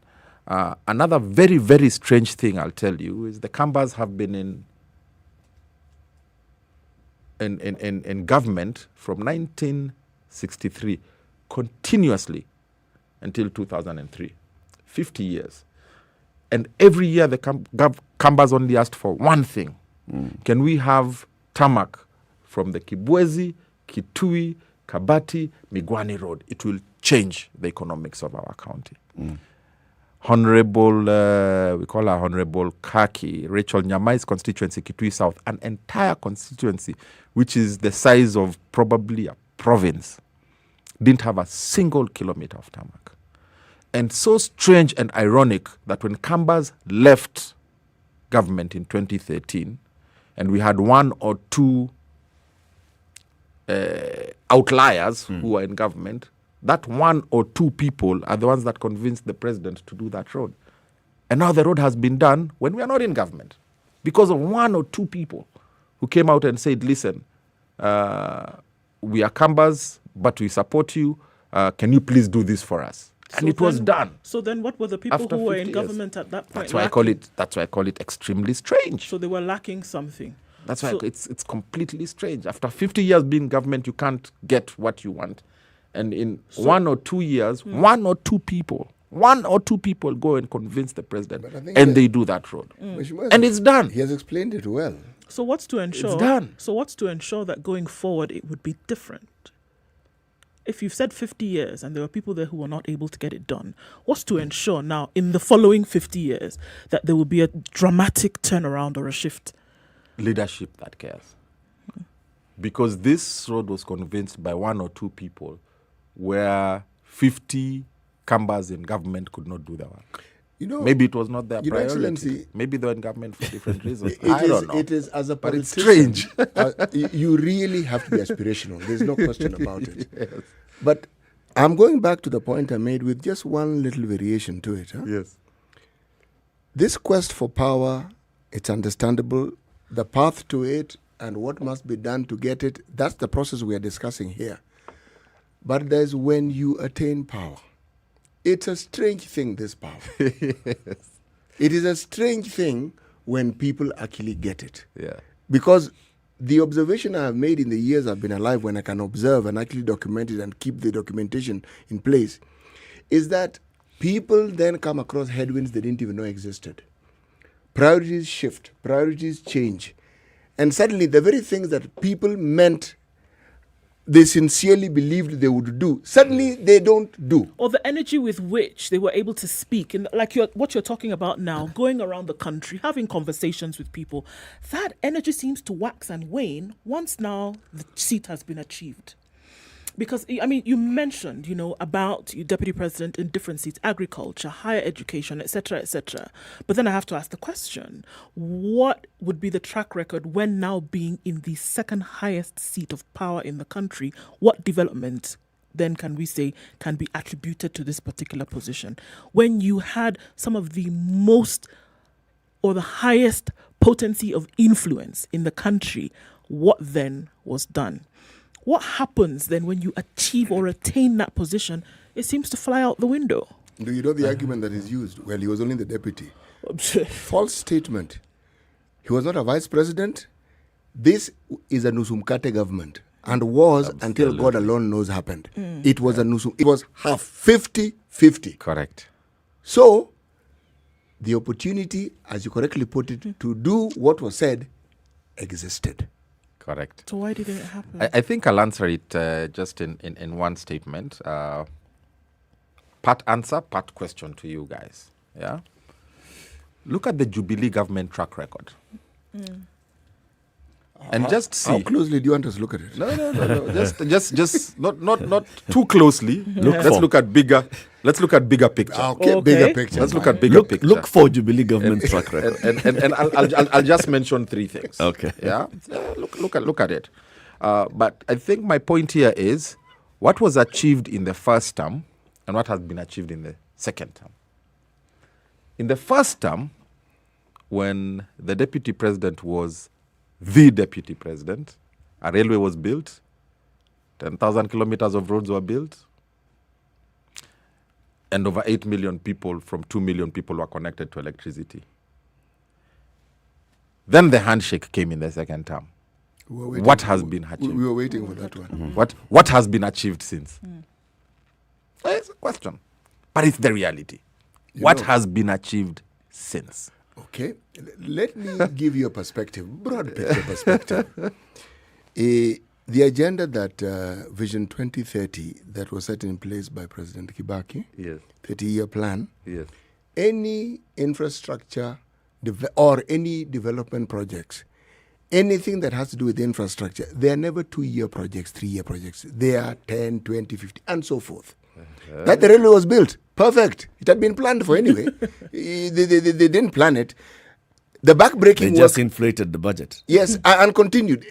Everything had been in place by the time they got there. As for road networks, roads aren't planned in a year. You plan well in advance. And roads are still being built even in the second And term. even when this government ceases to exist, roads will still be built. I am not saying that they didn't do anything. No. It is commendable. Those projects certainly were achieved. As for people getting electricity, rural electrification, that process was a Kibaki project.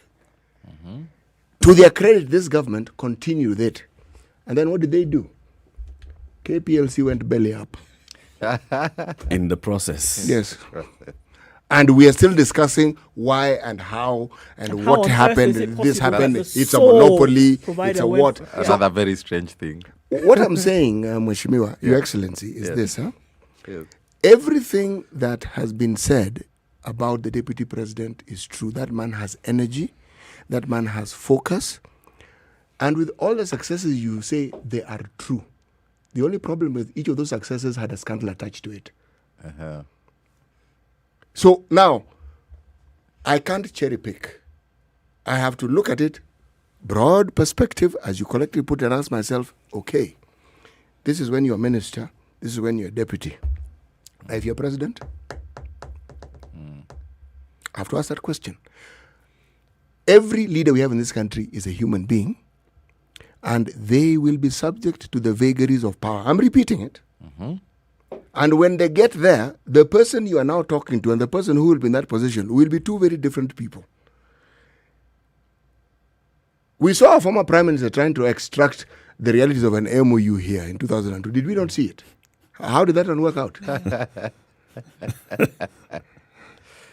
What did it cost us? That's why I'm telling you guys, leadership is very, very important. Refusing to honor that MOU caused our economic growth to move from 7% to under 2%. We have still not recovered 10 years later, 15 years later. And that's why political will in leadership is very, very, very important. I mean, when the deputy president was working, he used to chair an organization called IBEC, Intergovernmental Budget and Economic Council, which was him as the chair and the 47 governors. I can confirm here, because I attended some of those meetings when Governor Kidero was not around, that the counties got their money on time 95% of the time in the 5 years I was in office. After the handshake, that committee has never met. And now counties go 4 to 5 months without money. I read in the newspaper the other day, there's 3.5 billion shillings that have not made it to the counties. That committee has met. Close to the whatever. It has met because it's the one that determines the revenue share at a budget. It isn't. The last... It isn't. The last meeting that was held agreed on how much money was going to the counties in this budget. That's not the committee that checks... It was chaired by the Deputy President, IBEC. Yes. So IBEC... He has chaired IBEC this year. And he chaired IBEC last year. I beg Unless to you differ. say that he was sitting in that committee, but... Somebody else was chairing. Yes. I beg to differ because IBEC is what unlocks the issues between the national government and the county government. You know, the handshake, unfortunately, has had a partner, an unwanted partner, an unseeming partner called COVID. Okay? Everything that we're talking about, if you're talking now, how long have we had COVID? 2 years now? Yeah, a year and a half. It came a year and a half after the handshake. Yes. Now, even before the handshake, there were rumbles. What am I saying? I am saying that political landscape, my friend, even much as people think that it's chartered territory, because there is power at the center of every discussion around that particular field, there are so many uncharted avenues that you will come across. Absolutely. And you cannot even foresee. You cannot even say this is what because you can't. Absolutely. And that's why agility is very important in leadership. Yes. You have to be able to pivot because disruptions come all the time. You see, and I think also when it comes to honesty, stand by what you have done and stand by what you've said. Absolutely. Okay? Absolutely. And that's why I'm saying, even when it comes to the Deputy President saying, okay, so I was doing very active in the last term, but I'm not very active in this term. This is a story written in the Standard by Rosalyn Obala this year, 11th of February. And it was after the meeting of IBEC. Laikipia Governor, the photo here of Laikipia Governor Derito Mureithi, the Deputy President and Treasury CS Ukur Yatani at the 14th Ordinary Session of IBEC, where they agreed to increase this year's allocation to the counties to 409 billion shillings. See? They meet. See? He chairs. Okay, I stand corrected. You see, Mheshimiwa, why, go ahead, please. No, go ahead. I stand corrected. So why are we having all these issues if all those things have been agreed? He should tell us. The question is, are there the issues? And why haven't the counties gotten 409 and they only got 320? If they agreed. You know, there's a story we keep hearing from the Treasury about money. There's a story we keep hearing about the budget and the shortfall of what we intend to spend and what we actually have. Now, the moment, so long as you know a basic arithmetic, standard 5 arithmetic, you will do the math and realize we want to spend money we don't have, okay? And so what it means is those who are expecting money are likely to get less than what is anticipated. What are we saying? And I think Eric has gotten the heart of the matter. There's a certain level of political dishonesty that politicians get involved in. I'm not singularly pointing at an individual. I'm saying politicians generally. You yourself will likely get into it, and it's something you must guard against. Because unfortunately, in this day and age, my friend, the media has a long memory. 20 years from now, we will tell you, on this particular day, this and this and this happened. And this, let me just quote what you said. What you said was this. 7:55. Yes, and we can even tell you the time. And here's a picture of the people you were with. Okay, what am I saying? It is these inconsistencies that bring about the mistrust that is expressed in what you keep hearing in the public. What we do is tell you what the public is actually saying and what we hear and what we read. Some of it, what we know. So long as there's inconsistency, there will be distrust, which will lead to mistrust. Now, that, unfortunately, is a tag that just by being a politician, you have to work very hard to shed. As we conclude the conversation, Jonathan, looking at Kitui County, the needs of Kitui County, and what you see yourself doing in Kitui County, paint for us a picture. You know, people talk about the first 100 days. Forget, this is Kenya. First 1 year, when you have your own budget, okay? And give an allowance for another 6 months. Your own budget. So let's start with June 2023 to July 2023 to June 2024. What will you do? I think my vision from Kitui is around two major areas. The first one is building infrastructure to enable the ordinary Kituian to thrive, to enable them to pole sana daktari, hope you're okay. No, that's what happens when you're trying to swallow and breathe at the same time. Utakula nyama. Utakula nyama. Yeah, so it's just that creating an enabling environment by building infrastructure, putting in your water, opening up the roads so that goods can get to market, and investing in a lot of the self-help groups. Kitui has lots and lots of self-help groups.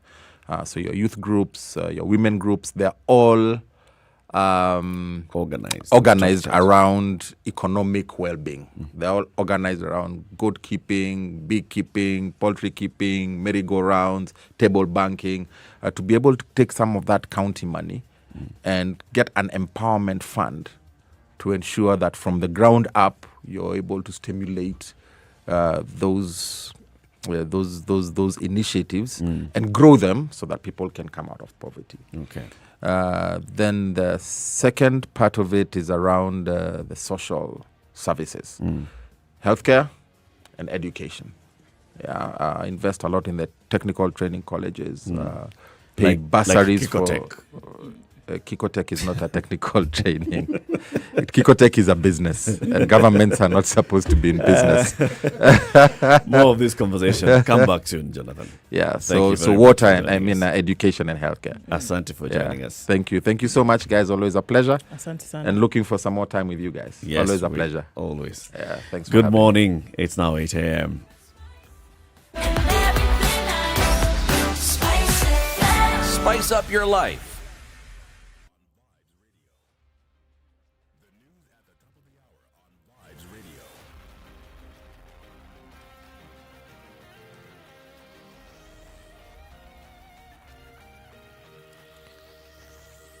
Good morning. This is the Newswire. I'm Leah Ubaga. Today marks the 11th anniversary of our current constitution. Retired President Mwai Kibaki led the people of Kenya, the Uhuru Park in Nairobi, for the historic occasion after approving a constitutional amendment through a referendum. I, Mwai Kibaki, declare that the constitution set out in a schedule shall be the new constitution of Kenya.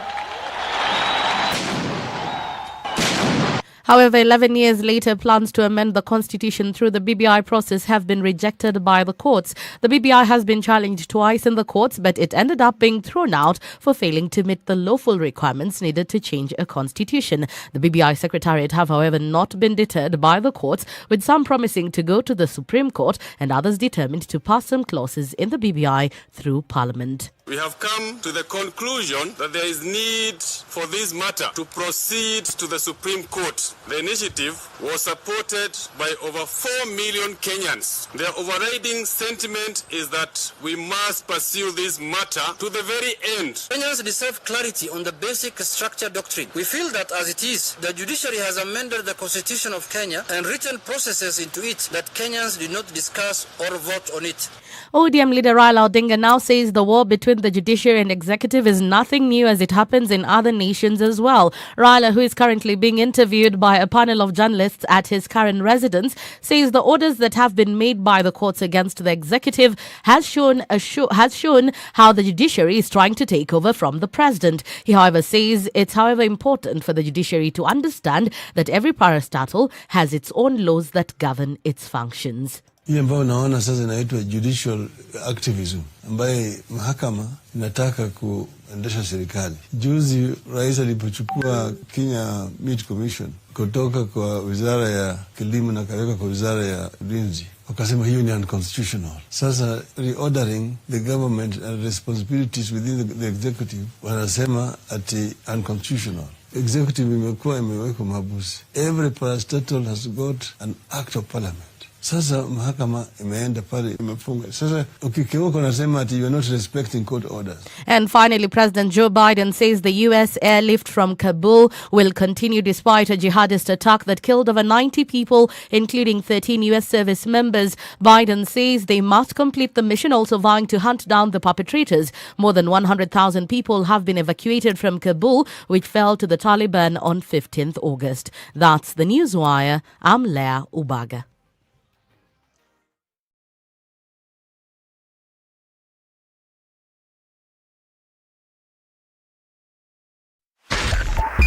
.5 Spice FM, Kisumu. All right, still hot and heavy on Mombasa Road this morning, in and outbound. Interestingly enough, folks looking for any way to get off of this and into the city centre. Now is when traffic has started to build up on Langata Road as well. We're also looking at traffic from the Nyeri Stadium roundabout to Uhuru Highway through to Westlands, in and outbound. We're also looking at it on Jogo Road. Industrial area is quite packed. Coming out of the city, going outbound on Thika Road and inbound as well. That survey coming into Kiambu Muthaiga Square Junction. Quite a lot of traffic there as well, coming out of Westlands. Use the Red Hill Link Road out of Westlands into the city. Longer route, but better than sticking in traffic. So we're in the middle of traffic hour now officially. Let's have a look at what it looks like in a short while, but quite a lot of traffic still on Mombasa Road. And we're inching closer and closer to 24 hours of traffic on this road. It doesn't look good at all. If you can avoid it, do so. The southern bypass is an option. The eastern bypass is also an option, and a lot of folks are using this morning because we see quite the clogged situation there. Talk to us, guys, on SpiceFM KE on Twitter. Text on 40127. Let's try and keep it sane as much as possible.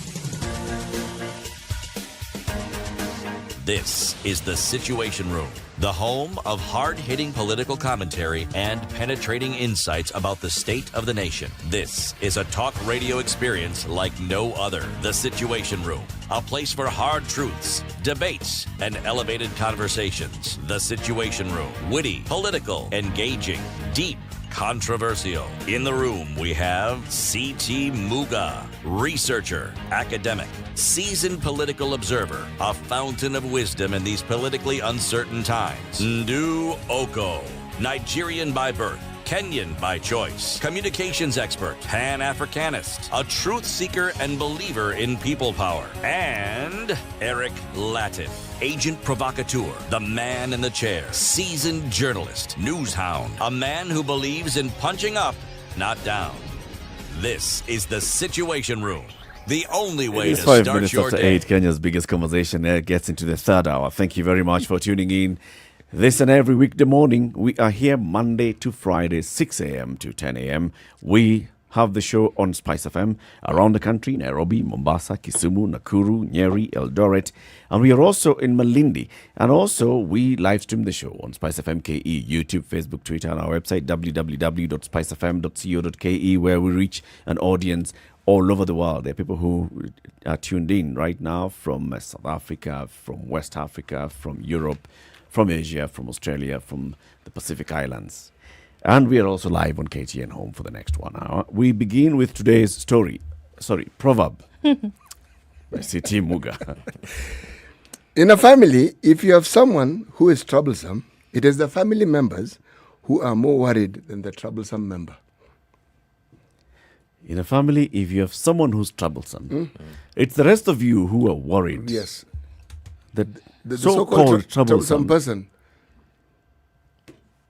is easy. Then they're going to get on with their life. What's the problem? What's the problem? It's you who's not getting on with You're the yours. ones who are taking painkiller for his headache. Yes. We want to take a painkiller for the headache of those who have been suffering on the roads this morning and every morning. But also, we want to take responsibility for our own actions as road users, all of us. And also we're going to mix that conversation. Usalama Barabarani is the conversation we want to have for this hour. And joining us is the Deputy Director at the National Transport and Safety Authority, NTSA, the Deputy Director in charge of road safety, Dr. Duncan Kibogong. Thank you very much for joining us. Thank you so much, Latif. Thank you so much for welcoming up to studio. We are pleased to join in this particular session. We call that hot seat. Yes, hot seat. Yes. Hot seat, yeah. Yes. That hot seat is going to warm up this morning because there are some people who may not want to hear the issues of road safety when they are stuck in traffic. Yes. And they'll want to understand why they do the things that they do when they're in traffic, and we'll ask them to tell us. Mm-hmm. And then also you'll tell them what you do. But let's begin with NTSA. Yes. It's been a while, but we still see the very beautiful green vehicles on the roads. But after the president told you to stop arresting drunk drivers, yes, what do you now do? Now, thanks so much. I think we needed clarity on some of these things.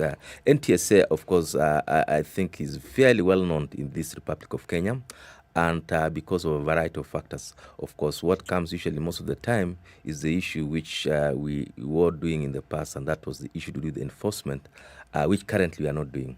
So part and parcel so that we understand NTSA. NTSA is the lead agency on matters road safety in the Republic of Kenya. We came into force, or rather we were established through an act of parliament around now about, 7-8 years ago, NTSA Act of 2012. So part and parcel of our functions are basically about 7 or 8.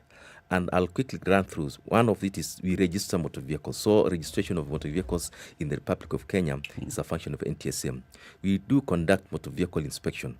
Especially currently, we are working on the PSV, that is the public service vehicle, to ensure that they are roadworthy, and the commercial vehicles. We advise government on national policy on matters touching on transport and road safety. We do public education, and this is why we are, of course, here, of course, to tell people about matters road safety, to see if they are going to shift to their behavior from how they behave badly on the roads to behave better. And we do matters touching on driving schools, coming up with driving school standards. We register driving schools. We come up with driving school curriculum, of course, in collaboration with other partners. And we also do something we call driver training, testing, and licensing, among others, including road safety audits and issue to the data. And one of the things also we do is the coordination of the whole aspect around many actors in road safety. We do many have stakeholders, so we collaborate with them both from private sector, the corporate world, the government sector, so that we try to work towards improving road safety. Now, you did say that if you see the list, what I've listed is enforcement was not our function, and indeed that's why we are not on the roads currently per se, but we do conduct what we call joint operations with the National Police Service because they are the enforcers by law. National Police Service in this republic are the enforcers of the law, including traffic laws. Yes. Okay. So, taking all of these things into consideration, what the Yes. NTSA does and such, to ensure that there is actual safety on the roads. But we've been seeing numbers in the recent past. Yes, indeed. Numbers of then clearly results of non-safety. Death tolls continue to rise. There is more in terms of accidents. There's more in terms of death as a result of accidents on the roads. So then the question would come into play, is then the impact of NTSA really being felt if we are still seeing these statistics? I'll put it this way, that if we check the issues to do with road safety, or rather safety for that matter, it is not just a function of government. We always say road safety is everyone's responsibility. You will never, and no country in this world has achieved road safety without involvement of everyone. As much as the government is doing all these things, coming with the best policies, trying to implement the same, this is something which has a behavioral aspect, which is in the person. It's not in the part of the government. And the much we can do is to try to change that behavior by enforcing, by public education, and among others. But nevertheless, it's true that the numbers are still quite high. unacceptably quite high. We always say in the road safety fraternity that one life lost is one too many. In fact, when I was coming today in the morning, I saw a crash and fatal injury in one of the roads. What we are saying is, indeed, that numbers are high, but if you check on other parameters touching on measurement of road safety, we do have some bit of improvement. But that is a journey which have started. One of the biggest areas which we have concerned to us and which has contributed largely to this big problem is the border. We noticed that the number of borders in the country have kept on increasing. In the last about 10 years or so, the numbers have risen from for in excess of 1 million. We register every year in excess of 130,000 motorcycles. So every month there are 110,000 drivers coming into the roads. Every month? Every month. NTSA registers 100,000, registers about in excess of 10,000 motorcycles every month. You know what that means? It means that every month we have, and majority of this, of course, will go to border sector. And so even if you let's say 10,000 border are coming to the market every month. So that means that we have those drivers. And that's why one of the things is we are trying currently to regulate them and put them into a regulatory regime, train them to see how, because many more, they're in excess of 70-80% of the riders out there have not been trained. Give us details of what this training entails. Yes, the training entails putting them into a driving school for purposes. There are two types of trainings I can say. One is the formal training for purposes of you getting license. Remember that before you get to own a vehicle, by law, you're supposed to have a legitimate, a valid driving license. How you get a driving license is that you go through a driving school. Now, in this case for the border, the law also requires them to go through a driving school, or should I say a riding school, and undergo a formal training of 21 days, which has both theory training, and then it has the practical part of it. And then subsequent after that, you're subjected to what you call a driver testing, rider testing, whereby you now go to be tested to see that indeed what you learned from the driving school, you are able to ride, and all the highway code and all the maneuvers which goes with it. Then thereafter, you get the riding license that you are a border rider of Class A. Currently, we call it Class A. Now, so that is one of the areas we talk about training. The other one is the massive kind of education or behavioral, whereby either through the TV, going to the groups and telling them that it's important that they put on a helmet, they put on a reflector jacket, they don't overload those motorcycles by having many passengers into it, because by law you're only allowed to have one, and working further to improve on everything to do that. Now, for border, for a very long time, the demand, the number of riders have more or less, they came in high numbers, so much so that the training component for purpose of licensing did not happen at the same rate as the number of riders getting into the market. So let me understand if I hear you correctly. Yes. You are saying that it could mean that we have people who are riding motorcycles on our road and are not licensed. Yes, that one that one is true. It's a fact. Actually, the percentage is even quite worrying. Yeah. What worries me is even not the licensing. Yes. What worries me is the actual training. Because there are many people, and this is a claim. I do not have evidence to support it, to call it the truth. It's just a claim. That there are many people who acquire licenses without necessarily going through the rigors of actually being trained in order to qualify for that license. Formally trained. Thank you. Yes. So that without that formal training, even if they have a license, they're in absolute danger. Now, that is one of the areas which possibly was a challenge in the past. Remember that driver training and testing is something which has happened for in excess of so many years. Before independence. Before even independence. Since antiquity. Yes. Long time ago, in excess of probably 100 years since when vehicles got into this world. But now, NTSA has been there for the last 8 years. And I'll tell you the progresses we are doing as relates to improvement of driver training in this country. One, in Kenya, we've never had a standardized driver curriculum for a very long time. And most of us who are currently drivers probably knows that if you went to driving school A, how they teach the models, the material they are using, the hours is different from driving school B. or even a branch of the same driving school differently. Some go for 4 hours, some go for 10 hours, some go for, some have more practical, some more, the point, they're all aspects around training has to have standardization. That just like when you are in the university, for example, that this unit, it's this number of hours, and it's taught like this, and by the end of it all, this is what you're going to like. Or even primary school, there's a standardization. That's why KICD is there. So what we did is that we reckoned that was a big problem, and people train differently, and the outcomes come differently. In fact, in this country, there are some parents who say, because over time they've learned that a while back that this driving school is good, this one is worse. So the point is, we came up with a standardization of 3 things. One is the curriculum. That curriculum for for different classes of categories of drivers, from the motorcycle all the way to the 22-wheeler. How many hours are you supposed to do training for practical and theory? All that.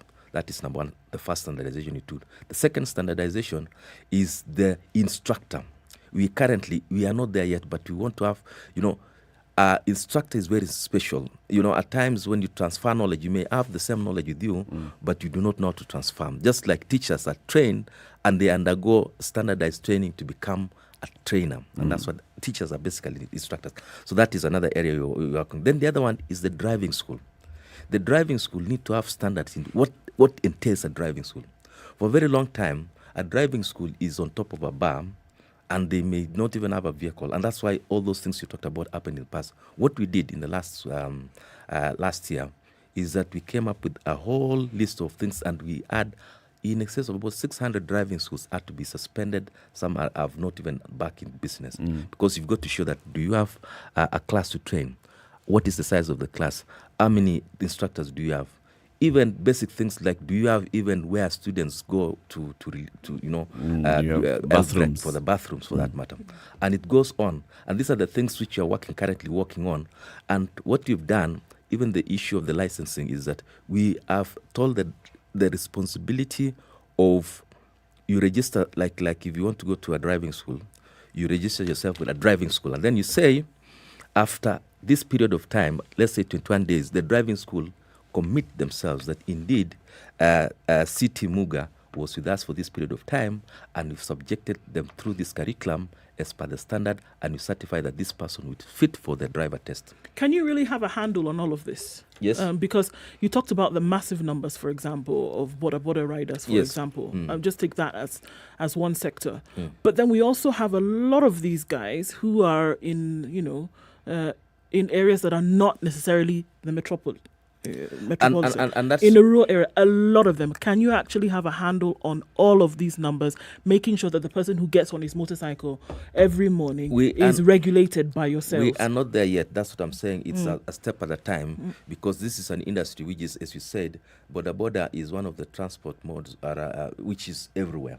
It's actually in the deepest and the farthest out of town.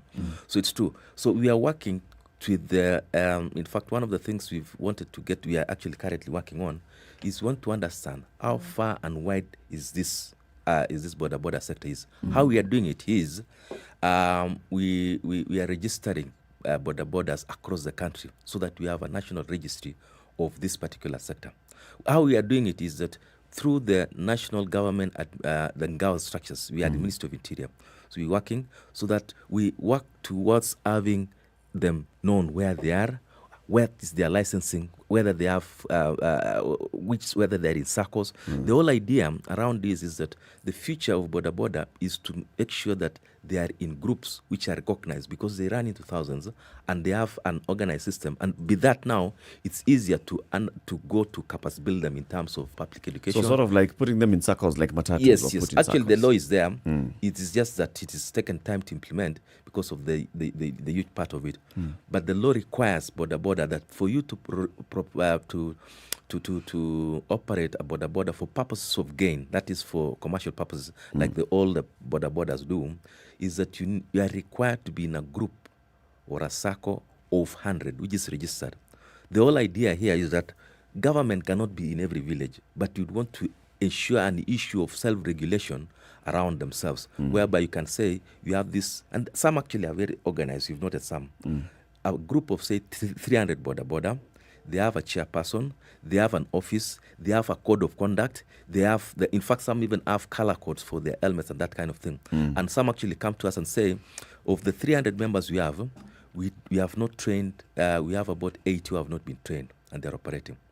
We tell them, why work overtime so that these people are put into a regime of training, as C.T. Mugas mentioned, and subsequent license. Now, the government also, we do have a program whereby we've the NY centers, National Youth Service, have been licensed as driver training centers. The whole idea here is that we'd want to bring all these people whereby we conduct at least mass training. Remember, the numbers are running in 2000. If you are not going to have an accelerated program to train them, then the backlog remains, because every month, remember I talked about 10,000 plus vehicles come. So we need to clear the backlog and then subsequently put these people into regime. Something which will take time, something which requires everyone's support from the leadership, from government, themselves, the sector, and everyone else. And this is where we're talking around this aspect of around border safety. We've made some progress. We are not there yet, but definitely we'd hope that in the next 2 years or 3 years, we understand how the sector is, how many have been trained as we work progressively, because we need to have evidence what is happening across board. Dr. Kibogong, when you talk about road safety, yes, Latif, it always comes back down to, how people behave on the road. Absolutely. It is, if you're a motorist, if you're a driver, how do you behave on the road? If you're a passenger, if you're any road user, pedestrian, and the borders and the Mkokoteni people. Do you have some time that you take to first understand why people behave the way they do? Yes. Why is it that a pillion passenger will not want to wear a helmet, knowing full well the risks?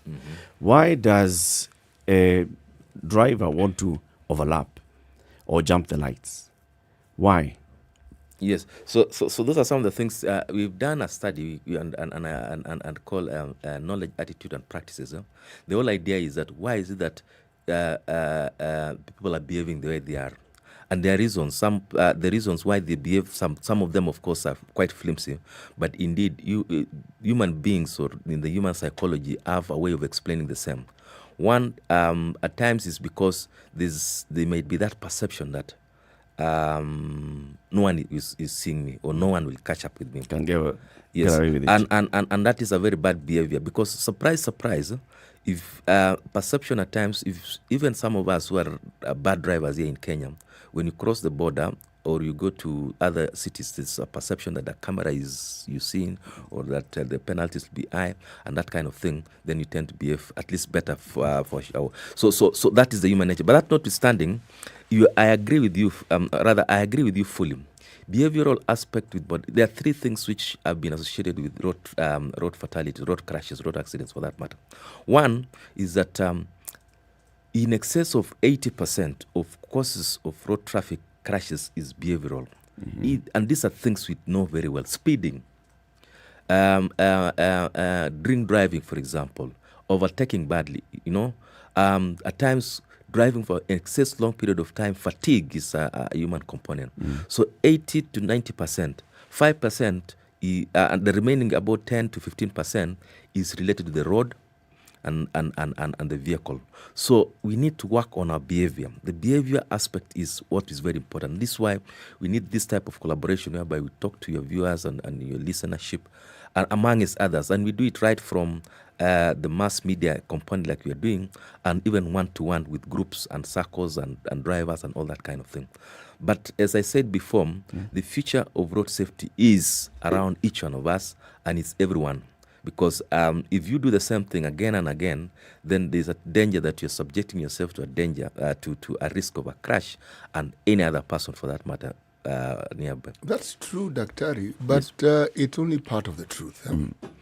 Those of us who ply Mombasa Road on a daily basis know that at certain sections, because of this expressway that is being built, the road narrows. So you will find that there's something that was, I think, intended to be a footpath. But you will find that there are vehicles every single day, without fail, overtaking at that left side of the road. And yet they are police officers. Yes. So an unnecessary jam is caused. you get into a gridlock. And the reason why there's a gridlock is because the road broadens at the interspace coming from South B or C, and then it narrows. So now you have been on this road which you shouldn't have been in the first place, and now you want to force your way in.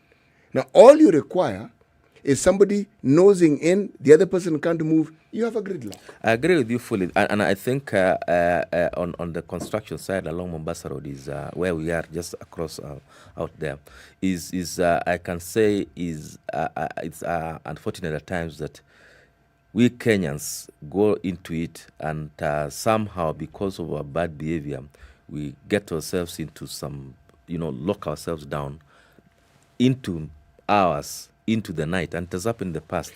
And it's all behavioral aspect. What I'm pointing I know there's the infrastructural part of no, it. That isn't even the issue. But the behavior that's not the issue I'm talking about. Yes.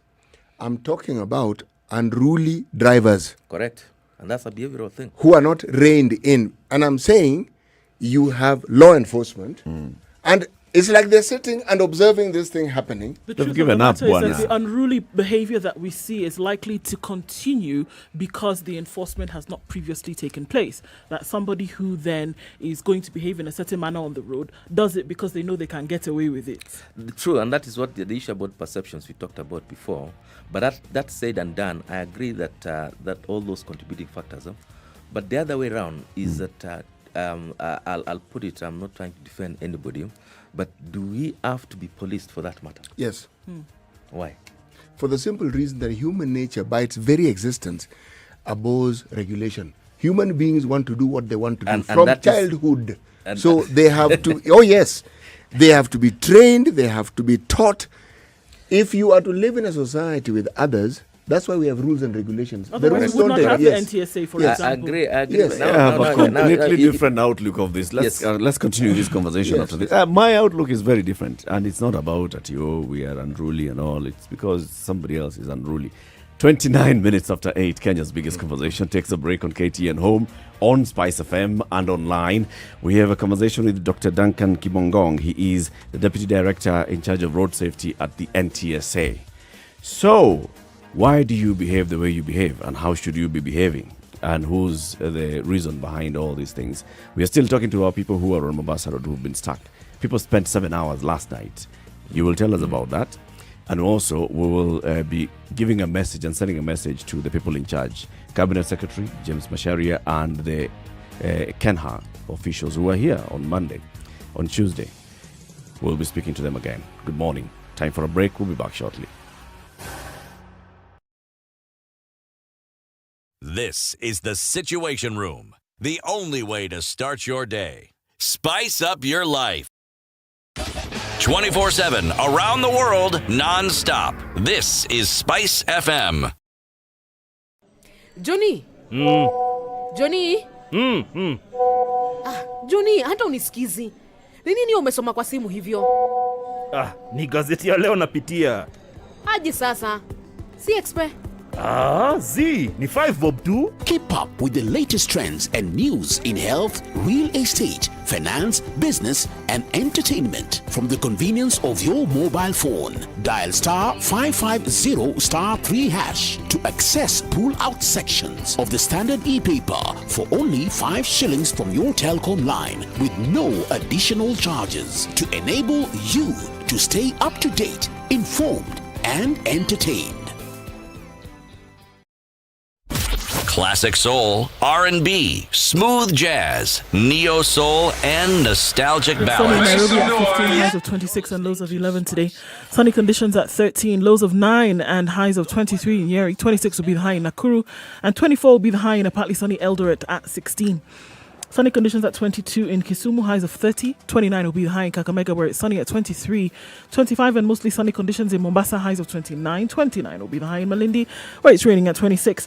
20 degrees and sunny in Kampala, highs of 28 and lows of 17. 20 will be the low in a mostly sunny Dar es Salaam, currently at 23. We'll look at lows of 10 in Johannesburg, where it's sunny at 15, and rainy in Lagos at 25 with highs of 28. 30 will be the high in a mostly sunny Kinshasa at 23.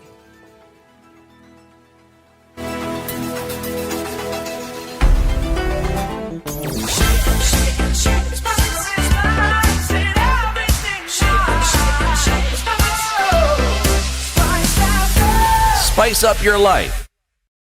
Yes, the drama still continues on Mombasa Road inbound, and that stretch specifically between the Weighbridge and SGR very slow this morning. Also looking at it having picked up on Langata Road and coming also off of Ngong Road, which we've not looked at in a minute, but then getting to the roundabout on Haile Selassie, coming off Ngong Road, also joining from Uhuru Highway, coming from the Nyeri Stadium roundabout. Jogger Road also in bits and patches here and there, some traffic, but not too terrible, then getting off towards Landys Road and the Kamkunji roundabout. Thika Road has been behaving very well today, and looks like that traffic that we had seen earlier has now dissipated and not too much of drama getting into the city centre. Let's keep an eye on things this morning, shall we? SpiceFM KE on Twitter is how you can get in touch with us. Text on 40127.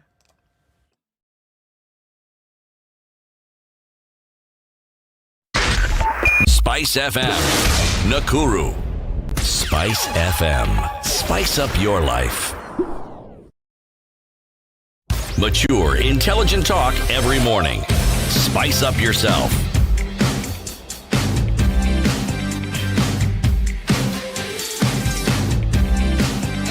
Mornings done right. 94.4 Spice FM. O'clock. Kenya's biggest conversation continues. In the Situation Room with us this hour is Dr. Duncan Kibongong. He is the Deputy Director in charge of road safety at the National Transport and Safety Authority. We're talking about Usalama Barabarani. Correct. The conversation and the debate that we had started very well by City, is why people behave the way they behave on the roads and several things. City, I think you are alluding to impunity. Human behavior impunity. Precisely. That's why from childbirth, you take all this time as a parent to teach this child. If it were true that human beings are just good, you just let the child just grow willy-nilly like a weed and see whichever direction that they take. But look at follow the sunlight. Yes, just basic instructions. Food is over there. If you have other needs of nature, it's over there. But meanwhile, generally get on with life. We don't. You nurture, you teach, you train. Why? Simply because in the absence of that, we will find it very difficult to coexist with others in society. So you're bringing the issue of enforcement. Yes, I am. Enforcement to make sure that people are behaving the way they do. That everybody understands the rules that guide certain behavior in specific places at certain times. So that there's commonality. You know, this is what you're supposed to do. And they know the consequences. Yes, and then that brings order. Dr. Kibongong, actually, you even gave the example. People get out of this country. People get to Namanga, driving at high speed, get to Namanga, crossing over into Tanzania, and then you've already had, askari wako na tochi kwenye barabara. People reduce the speed. And, here I'm supposed to drive at 50, they drive at 50. Because they know enforcement and enforcement officers are there. And it's true. An example, at Naivasha, as you get from Nairobi to Naivasha, as you get to the first junction, there are police officers there. NTSA officers sometimes are also there. So, because you know that there's a speed gun somewhere as you go down the escarpment, my friend, people started behaving. That speed gun waits for you around that corner where you don't see them, and suddenly they're there. Yes. So there's that. But then I want to put in the other angle of lack of enforcement is a big contributor, but then there are other conditions that also make somebody not do this. So, for instance, a pillion passenger boards a boda. They know they should be wearing a helmet and a reflector jacket. Why don't they do this? One of the reasons will be concerns over hygiene. I mean, this helmet, shika helmet, and you putting on a helmet, is sweaty. Some of these things we need to know how to address them, so that this is the concern of the user. And if you don't address that concern, you're never going to see that person observing the rules. The other thing, overlapping in traffic. Why do people overlap? Today, if you're going down Thika Superhighway, people will not overlap when it's moving, right? People start overlapping because there's a gridlock. And why do we start overlapping because there's a gridlock? Because of experience. If there's an accident, just two vehicles have done some minor fender bender, how long does it take to move those cars from there? All the other factors. None of these drivers wants to move the car, even if they agree that, yes, mimi ndio niko na makosa, wewe una makosa, because insurance. And what insurance has told them. And what insurance will say about accepting liability. And that means police officer. How long will it take for the traffic police officer to arrive so that you can unlock this gridlock? So if you know that it's likely that that is what has happened and it's going to take long. You start looking for a way out fast. And that beyond there is no traffic. Yes. Beyond that little snarl up. Yes, so you look for overlap. You look to overlap to get out of this situation as fast as possible, because you know if you don't do that, you'll get caught up. All right, Latif. I of course I live in Kenya, so I see most of these situations happening now. I don't speak for the law enforcement, because I wish the police would be able to explain that. But definitely that is one of the areas. Enforcement can never be enough.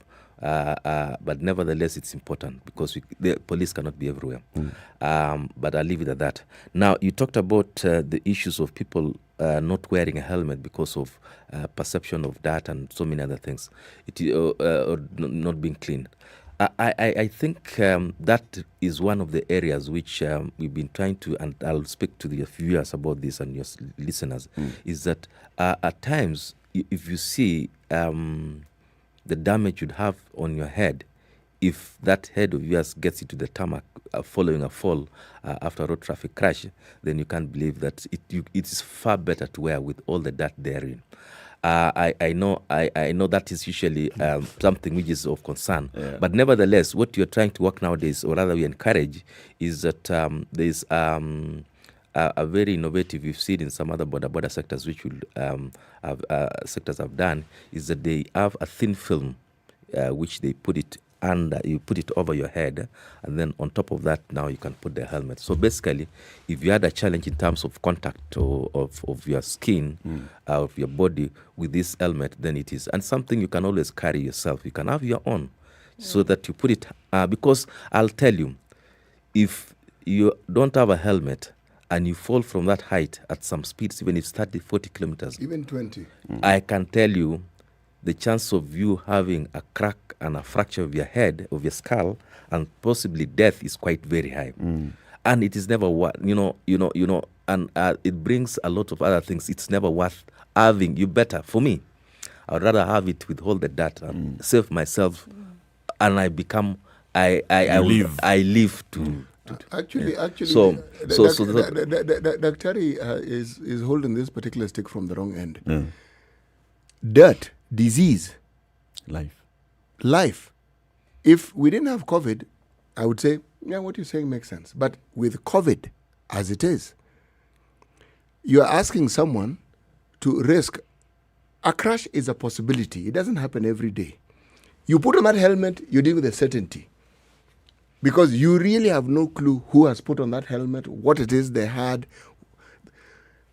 What I'm saying is, the point you're making is a valid one insofar as we have a responsibility towards our own safety. I understand. But equally important, this is where enforcement comes in. If you are going to ride on a motorbike, then have a 360 safety. It's not just... You can't expose someone to the dirt or to the microorganisms that have accumulated in that helmet. Now, put it the other way around is, if you check the statistics, and I'll be very frank with you, the number of, I'm not trying to say that, you see, here, when you talk about COVID, I agree that there's all those chances of contact and whatnot. But that's why you interrupted me before I went to that. But I'm saying part and parcel of it is also the sterilizations of those particular. It's very simple. Just like these mics we have in the studios here, people come on them. Does that supposed to mean that when I came to this studio, I shouldn't be using this? But the point is, on top of that is the whole aspect around, and I think that has been going around even with the protocols. The government did not say do not use a helmet. They say that you need to work towards having it sterilized as you use them. Then two, when it comes to statistics, do you know, as you speak, road traffic injuries has killed more than corona? Yes, I do know. In the last 1 year. Yeah. So the issue of you saying that the crash is an event which is like it may not likely to happen. Even the infection of the same is also not guaranteed. What I'm trying to say is that these things should be done concurrently rather than saying because corona is here, then now we run away from this problem. And in the long run, and that's why I'm talking about, one, the helmet you need to put on. Two, if, of course, you're talking about the film I talked around, whereby you have a little canvas, kind of, a very thin, which is going to... Then three, working towards issues to do with sanitization of the equipment as any other for that matter, so that we avoid the issues to do with the corona infection going on. So the two have to go very right. Then, of course, the enforcement doesn't mean that we're stopping around the same. And I kept on saying this, enforcement can never be enough for this country. Unless we get, for the 40 million Kenyans, we have another 40 million police officers. It's impossible. So nevertheless, I think we're working around, it's important to have that discussion around the same.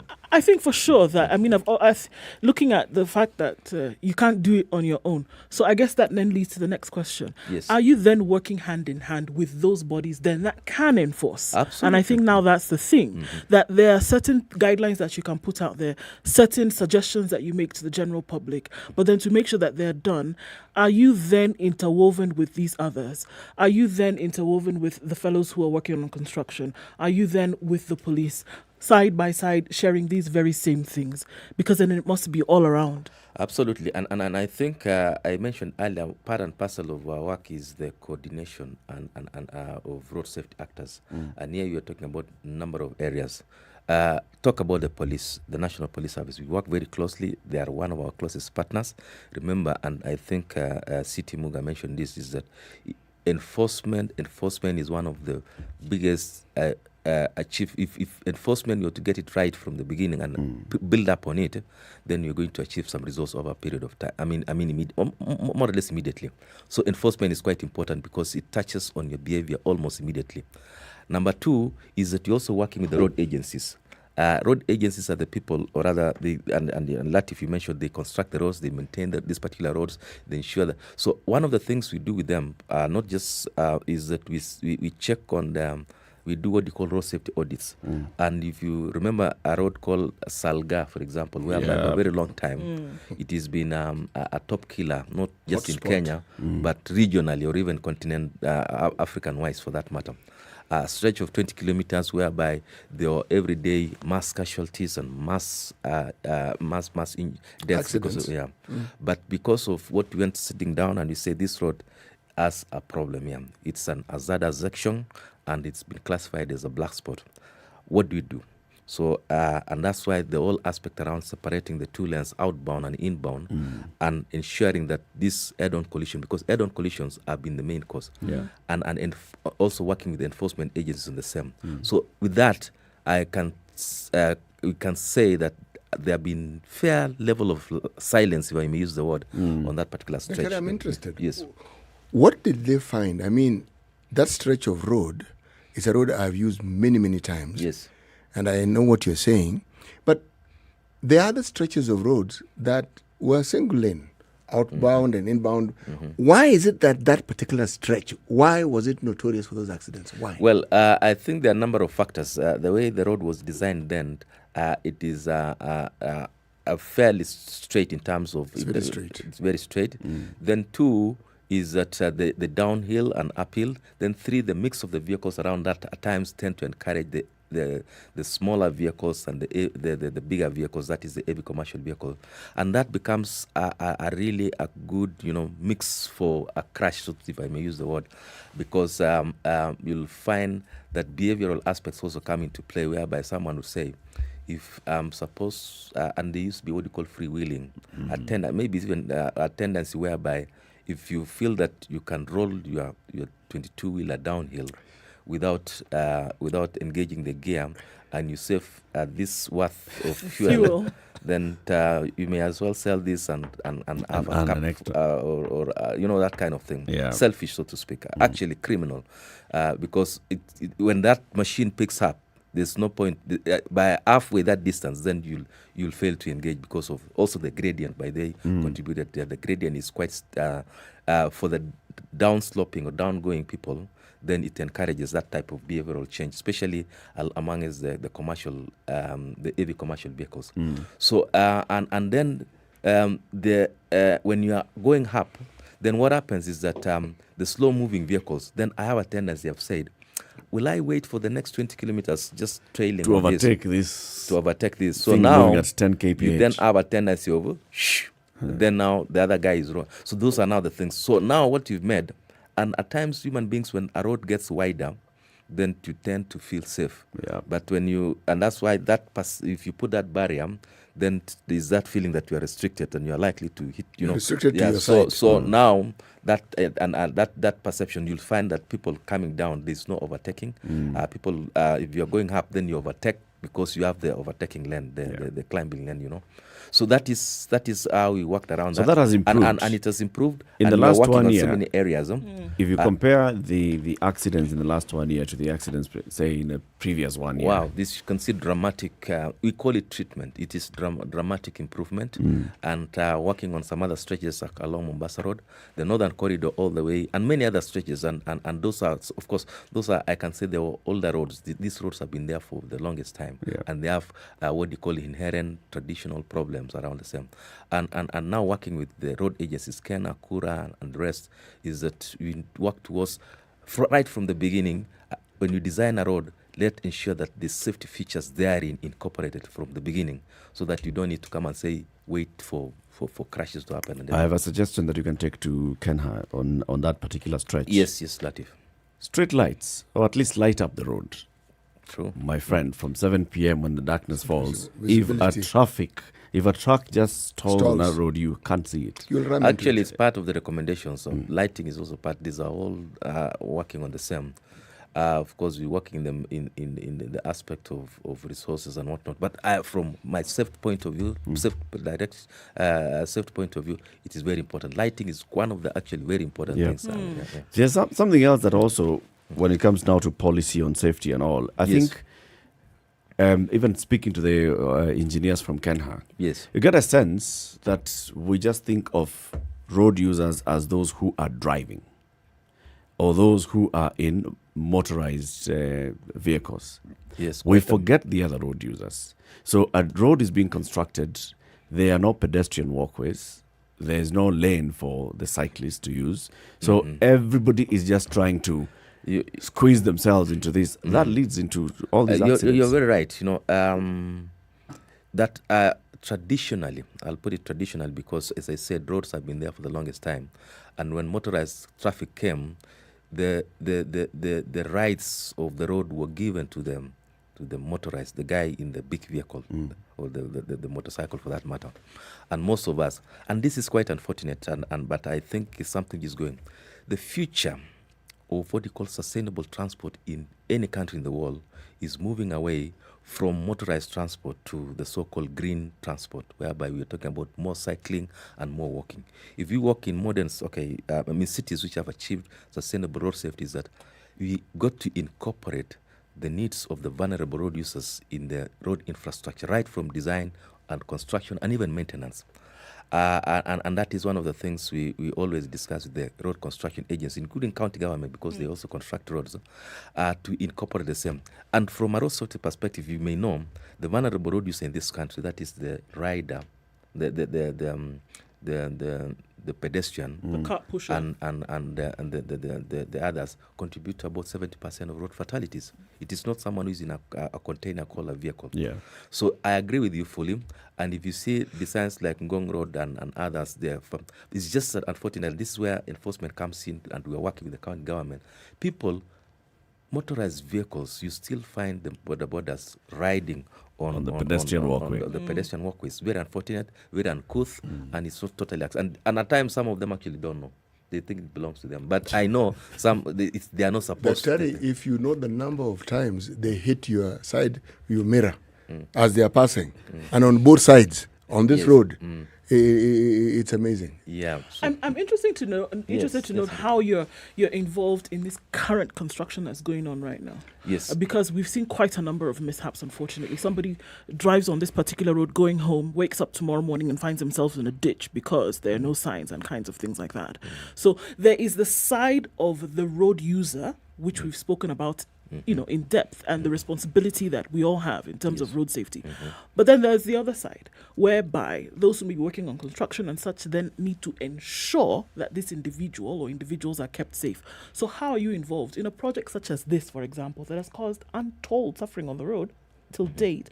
How are you involved in that to make sure that the pedestrian who used to have a walkway before this construction still has somewhere where they can walk, the cyclist has somewhere to go, somebody who went to bed with the road and then wakes up in the morning and then there is no road, also needs to be kept safe. How are you involved? Yes, when we initially, of course, when the roads are being designed and all these, they share with us, and we have engineers who have a look at them to see that road safety features are incorporated. Now, two, during the process of construction, at times have all their own manner of challenges and all that, especially a road which is constructed with serious timelines and all that. And the number of heavy vehicles, especially in a city like us, because ordinarily this road would, if you had another road, you would have diverted, and this road is constructed just like when you're constructing a house, you don't live in it. Yeah, so that is how it is supposed to be, but we can't. It's not working that way. So how you're doing it is that there is a whole kind of what do you call construction site policy or guidelines, for that matter, whereby it guides the engineers, or for that matter, the person constructing, the contractor, how he's supposed to walk around to ensure, one, that there's safety for the road users during the diversion, when the rains come, what do you do, the communication aspect to it, because one of the, if you see kind of times, they also communicate that this road will be blocked from this day, you use, maybe not everyone gets to see the message, because we've seen people driving into a ditch, and then when you find that there was a whole announcement which was put, and even a road sign which was put that this road is as a dead end, for that matter. But it's a whole kind of thing. So what are you involved is in the design. Then two is working also with Kenya on this policy around construction site safety, which is very important, because a construction zone comes with its own challenges. We just had the other day, or was it yesterday, during a construction around Valley Road, those are all crash and some, so there are guidelines, or rather protocols, which need to be followed. Unfortunately, is that in our country, some of the things, if you pinpoint, people actually don't. I've seen a situation whereby people have to pull off barriers so that they cut a shortcut from point A to B. And that is unfortunate, because they're saying there's no through way here. But you see, if you can go like this, you can get to the other end. So you pull this one. And then, and we see motorias, the matatus, because they want to make a... So it is quite unfortunate. But because at times people don't understand, because the danger about the same, it's not just the physical you see. You never know that probably there's some wires therein which probably can give you some serious electrocution of some sort, or you destroy an equipment which is you're not supposed to, and it becomes a big problem. So, but that notwithstanding, yes, we're working with them. Their engineers, Ken and Kura and the rest, are, I think, a better place to answer, and they were here. But nevertheless, it's important that the people adhere to those rules, and on the part of the contractor, they ensure that they provide the right information in time, so that, as you said, you wake up at night, in the morning, you pass there last night, tomorrow you find the road is not there. But there should be a way of communicating to you from Monday that indeed this is going to happen. This road will be open to Tuesday. When you come back on Wednesday in the morning, it will be closed because of the following. But at times, like all constructions, they may be saying, you may put that on Wednesday, but by that time, you'll not have finished with what you're saying. So there are all kind of matrices and permutation around the same. But nevertheless, I think the whole idea is people to work safe, drive safe, and as much as you can, not as much as you can, just try to follow the rules and the signs they've put there, so that you don't end up in the gridlock. Of course, enforcement is something which is very important, but enforcement does not actually mean government. You've seen the marshals pointing and putting a flag telling you stop. But you see people, just because they cannot arrest you, or they cannot do anything to you, you just push them aside. Holding a lollipop. We're coming to the end of this. Yes. But there's a question I'd like to ask. Let's say goodbye to our audience on KTN Home first, because they'd like to switch over to other programming. But you can switch over to the conversation to SpiceFM 94.4 Nairobi, Mombasa 87.9, or Nakuru 96.0, 96.7 Eldoret, Nyeri 90.9, Malindi 97.7, 102.5 in Kisumu. We've been live on KTN Home, but the conversation continues on SpiceFM 4 minutes to 9. Good morning. This is the Situation Room, the only way to start your day. Spice up your life. City, what question do you want to ask? The good doctor mentioned at the very beginning that one of the things that they've been trying to do is to standardize the protocols and the trainings and the curriculum. Yes. So if this is a question that was actually asked by one of our listeners, I was reading it.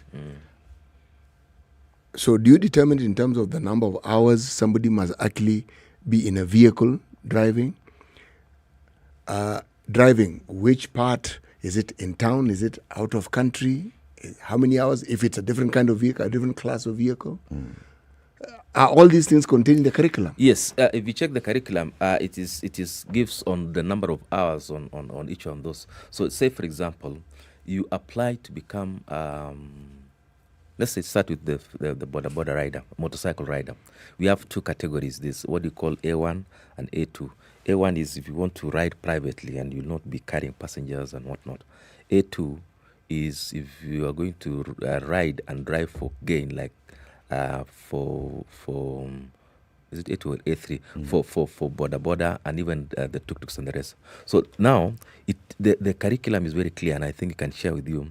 It talks about that what are you going to learn? There are theory aspects and practical.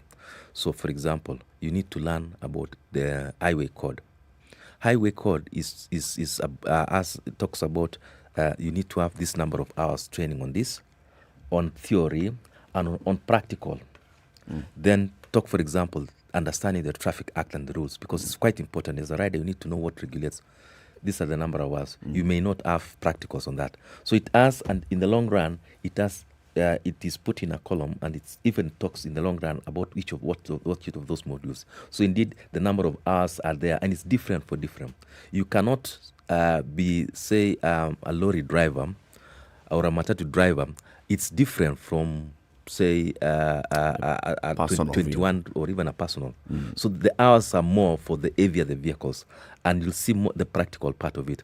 And those are now the things we've done. What we did is that we subjected the driving schools, and we told them, driving schools, this is the curriculum. You guys have to. And then once in a while, we'd also want to check whether the driving schools are adhering to this. So you do your 20 days, others have 30 days, others have 60 days, even up.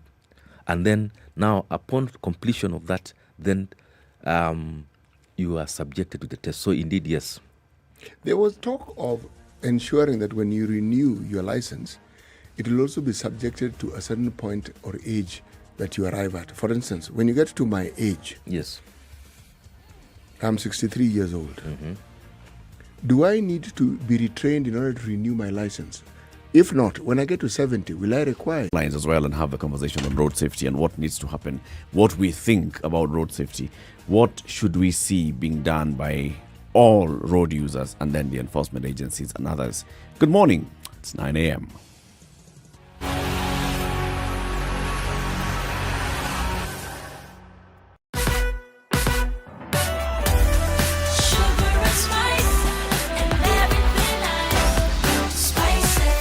Spice up your life.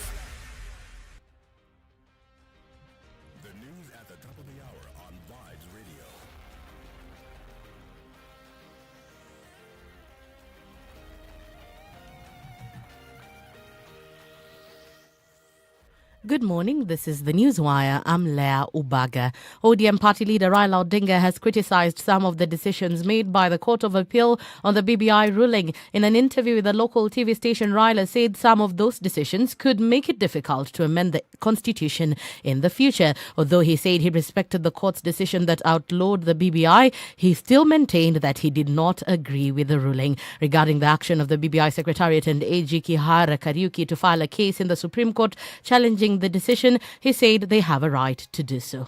Ingawaje hatujakubaliana na ile uamuzi wa mahakama, tunaheshimu uamuzi wa mahakama. Kama vile 2013 nilisema sisi hatujaridhika na uamuzi wa mahakama, lakini tunaheshimu. Kama tumesema hatutakata rufaa katika mahakama ya Supreme Court, lakini mtu yote ako na haki ya kwenda huku. Manake vile nimesema kuna eneo lingine ambaye hiyo uamuzi ilikiuka sheria au katiba. Nimesema ati hiyo uamuzi ikiwachiliwa namna hiyo, katika siku zijazo itakuwa vigumu sana kwa Wakenya kubadilisha katiba yao.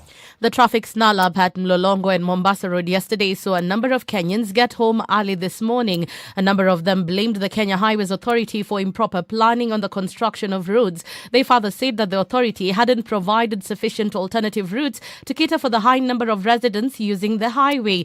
This even comes as Kenha Chairman Wangai Ndirangu, while being interviewed on SpiceFM Situation Room earlier this week, said that they had planned themselves for such occurrences, and if it got out of hand, it would be advisable that Kenyans bear with them until the project is completed in June next year. So yes, where it is possible to provide alternative routes, we have done. I think when you look also at Nyayo Stadium, we have the option of using the Upper Hill Road. We have the option of going back towards the City Stadium using Lusaka Road. And we have advised on these options. Beyond that, we have tried as much as possible to keep the lanes and even create some temporary diversions, even along the main corridor. The Coast Regional Police Department has dismissed allegations that the attempted terror attack at the Likoni ferry crossing on Monday was a drill. Regional Police Commander John Elungata has criticized the public, who said the incident was an attempt to imitate the drill, saying they should have confidence in the security forces while carrying out their duties. Maneno kwamba tangu lini tumeona kitu kama hicho kifanyika live, lakini wanapotupiga hamuoni ikiwa live. Tulipopigwa kule Dusit hamkuona live. Sasa tunapokumbana nao na kulinda mwananchi, mbona mnalamika kwamba mbona iko live, kwamba haiwezekani? 14 suspects have so far been arrested in connection with the incident. That's the Newswire. I'm Leah Ubaga.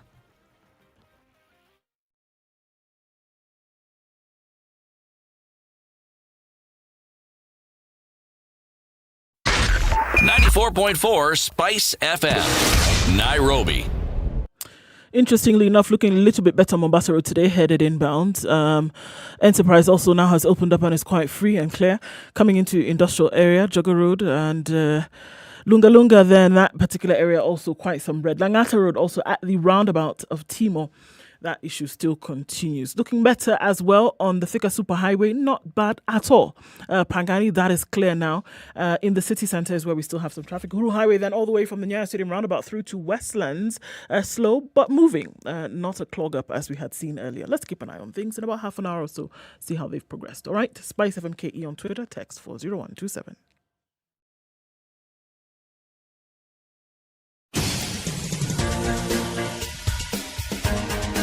This is the Situation Room, the home of hard-hitting political commentary and penetrating insights about the state of the nation. This is a talk radio experience like no other. The Situation Room, a place for hard truths, debates, and elevated conversations. The Situation Room, witty, political, engaging, deep, controversial. In the room, we have C.T. Muga, researcher, academic, seasoned political observer, a fountain of wisdom in these politically uncertain times. Ndu Oko, Nigerian by birth, Kenyan by choice, communications expert, Pan-Africanist, a truth seeker and believer in people power, and Eric Latif, agent provocateur, the man in the chair, seasoned journalist, news hound, a man who believes in punching up, not down. This is the Situation Room, the only way to start your day. It's 5 minutes after 9. How are you doing wherever you are? Kenya's biggest conversation. CT, today's proverb. Right. In a family, if you have somebody who is troublesome, it is the family members who are more worried than the troublesome member. You know, Dr. Kibunga, we had said this proverb applies perfectly to government agencies. If you say in our family, if there's someone who is troublesome, then you said, what did you say? It's family members who are worried. It's the rest of the family members who are worried. So the ones who are troubled are the others, not the troubled person. They're them. They're just getting on with their lives. It's you who's worrying for nothing. So you say, how does that apply to some of us? Because they're the troublesome. But we are the ones who are just bothered about them. As far as this institution is concerned, they're doing the best they can. They're doing their job. Ulikuwa unataka nini? Ulikuwa unataka driving license? Sawa, wewe fanya hivi, wewe apply. Look at the Ministry of Health. You're talking about COVID vaccination. What did we tell you? They're coming. They're coming. And they're here. Have they not come? He said, but what about the previous ones? Look, Are you talking about? Are you talking about the vaccines? Or what are you talking about? Don't mix issues. Yes. Yes. Yes. Don't mix And issues. have you gone to the hospital and not found any? I mean, which hospital? No. You need to check with the point, the depot where we. So, what hana shida? Ni wewe. Yes. And I'm saying that because very many of government institutions will not respond and take ownership when something goes wrong. Okay, they'll always be pointing, to something else. This is because the global supply chain constraints. We have budgetary allocation. We have to go through Parliament. It's a procedure. Nothing about we had not anticipated or we acted too late, so we were caught off guard. Nothing. It'll be somebody else's. Okay. City had asked you a question before. What was the question, City? The question was about his age. Oh yes. Actually, my age was a reference point. Yes. And I was saying when one gets to a certain age, okay, when it is clear you're not in your first youth, and there are issues of renewing. I can renew online, but is it also not required? That's really what I was asking. Yes, you're right. You remember that time we talked about that the risk factors for road traffic causation. What are these things which makes an increased chance of a crash happening? And those are the categories. One of them are medical, from a medical ground.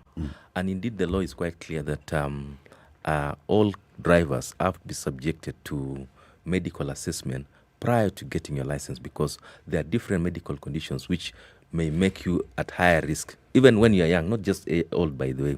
So, and the whole aspect around renewal of a driving license every other often, 3 years or so, is so that you get subjected that do the conditions you wore right from the beginning still apply at this particular time? So, for example, if I get a license today, does that suppose 3 years down the line I'm still having the same conditions as before, and not just right from your capacity to drive in some of these highways and from, in this particular case, medical conditions. So you need to have medical assessment. Now, that is one of the areas we are in the process of implementing, and we've discussed this, and whereby drivers before you get your license, you've got to are medically fit. Talking about sight, hearing, whether you have a heart condition of some sort, which may get you what you call a sudden collapse or a sudden fainting attacks of some sort, and many others. Now, so that is an area we are working on. The law is there, and we've been discussing this, and we want to roll it out nationally. That is one. Two, you talked about at some certain point, what does it mean in terms of your health status? The law, when the PSV regulation, rather the law says that when you get to 70 years, for example, you are not supposed to be a driver of a PSV vehicle or a heavy commercial vehicle. Why am I saying that is that there is that particular age whereby the risk, because of age, we have what you call degenerative conditions, aging conditions, whereby your sight, majority of people who are cities age and above have a sight problem for that matter, and many others. So the point is, we don't want to be subjective. We are not being discriminatory, but that's a fact. Even in the pilot deviation wall, that is what exactly. If you get to some certain age, you can only ride yourself in your plane, but not ride another 200. Right. And that is exactly the same situation here. You've had a situation whereby people fall asleep while riding a vehicle, rather when driving. And you'll find and that not necessarily to do with age either. Yeah, not necessarily, but the tendency is high. When I say sleep, I mean not necessarily the actual sleep, but some of them fall because of a medical condition of some sort. There were cases whereby in some in one of the highways, when we were waiting for the lights to be on, then someone in front of you doesn't move. Only to realize that this person collapsed. So lucky that person was at least not moving, and that. We've had conditions which are called neurological conditions like epilepsy and others, because they come out pop like this without no warning. And you can imagine if that person was driving and there's a market next to, and that person loses control of that massive vehicle, it will definitely kill many people or injure many. So the medical condition is one of the things. And then not just that, one of the things we'd also thinking about, I know it's a bit controversial, is the issue of refresher training. Refresher training of drivers is one of the areas we'd want but every time we bring that, Kenya say, no. I've been driving the last 14, 15 years. Why would you want to refresh? But you see, all of us, even every profession, you realize that there's something called refresher, or should I call CPD points. So that every year, journalism, before you get registered, you should have done the following. Engineers also do the same. Doctors have the same. Why is it that this profession, you don't have a situation whereby there's continuous improvement? Because it's a profession. Why I'm saying so is that, like these super highways, I'll tell you there's some people in the past or even currently who are not comfortable driving in thicker road because they got the license and they were not trained how to use some of those exits and entries and whatever. With this double deck, the expressway, some other people. The point is, so that thing is that it was not there at that particular time, but now it is here with us. How do you ensure that you can safely use that particular road? And that whole aspect about refresher training needs to happen. So what are you thinking? The whole idea... Refresher training every year as you renew your license? No, that one is 5-10 years or something? Yeah, I think before you get the license during the second, say 6 to 9 years, you undergo that. It is there, and we are working around it. It's just that we want now to be in synchrony with Kenyans so that we don't have a lot of push and pull around the same. So I think it's a very important element that you're talking about, that refresher and people getting to understand, but also reviewing the curriculum to be in tandem, the curriculum that you have, to also be in tandem with the situation on the ground. I went to driving school. On the board, it's 2124 into the roundabout. Okay? I get onto the road. 2124. My friend, I agree with you. The outer lane is 2 this way, or you can go straight. Then you find a cop telling you, mbona nakuja hapa? I agree with you fully. What do you mean? This is in the theory. Yes. I agree with you fully that just like all curriculum or any curriculum, there are some things which change with time. Technology and many other things which come with. Now we are building highways which are never before. So even as part and parcel of our work, by the way, is that we are working towards improving the driver testing, whereby you'd want to work towards not ile ya kusema mtu anakuambia endesha simama umemaliza enda. That kind. We want to have a standardized way of testing drivers in terms of, and we want to work both theory and practical. The theory is we are currently working to develop the material for theory. Remember, whereby you sit in front of a computer and then to generate a number of questions, both either in diagrammatic or questions, and it gives you a wider view, just like some of these other tests. And the test, even if you are in the same exam, his questions are different from mine, or my number one is number 100. Those popping and that type, and we have a big repository of questions, so that now the questions become standardized. And even the theory part is something we are currently working on.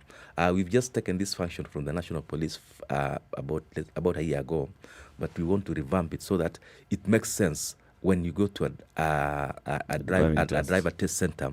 You know that you actually you get subjected to a test where which will in the long run will surely bring what you are worth, whether you went for and it will be fair. Yes, you will pass because you have passed. Absolutely, and you'll get license because you passed. Yeah. Not like this ones of my friend uko na ngapi? Yes, unataka license. It doesn't matter. So we want to remove that interface of whereby, and we want to, and it is verifiable, it is replicable, and you can come and even do an audit and say, indeed, the pass is there and it's recorded and it is clear. And it's happened in many other countries, and this is something we want to bring into this so that we have better drivers. We talked about the behavior of the driver is very important when it comes to matters of road safety. Let's engage our audience. 0719-012-600. Speak to the Deputy Director in charge of road safety at NTSA. We're talking about very many things: road safety, usalama barabarani, the behavior of motorists, all road users, whether pedestrians, cyclists, boda, tuk-tuk, mkokoteni. Are they road users according to the law? Whether you are a passenger in a PSV all of them, whether you're a passenger in a private vehicle, how should you behave? And what are the challenges that we face that need to be also addressed by NTSA? At the same time, we talk about what is happening on Mombasa Road and what has happened in terms of NTSA was involved in the planning of this project. So if you're involved in the planning of this project, why is it that we are seeing there are areas that have been blocked for other road users? And for example, there are areas where pedestrians are not going to be able to use as this construction is going on. And yet, there's no signage anywhere that says, pedestrians, please go down, take left, and find your way. Okay. Right. Yes. And as I said, some of these things, lucky for this project, it's going to, in the next few months, it's going to be over, and we're going to have the expressway. But nevertheless, I think that is a function of the construction agencies plus the contractor who is on site to ensure that if at all, I'm saying that because of late I've not been there physically to check on some of those things. But if at all those road signs not put quite well, then they are going to be improved. But definitely, as we said before, that the contractor has a responsibility to ensure that the area is well marked for different road users during the construction. And of course, some of these things keep on changing because they keep on moving from points, sections, the way they've structured it. So at times you'll find what was there yesterday may not. The other thing I mentioned about is the issue around us behaving quite well on that particular road.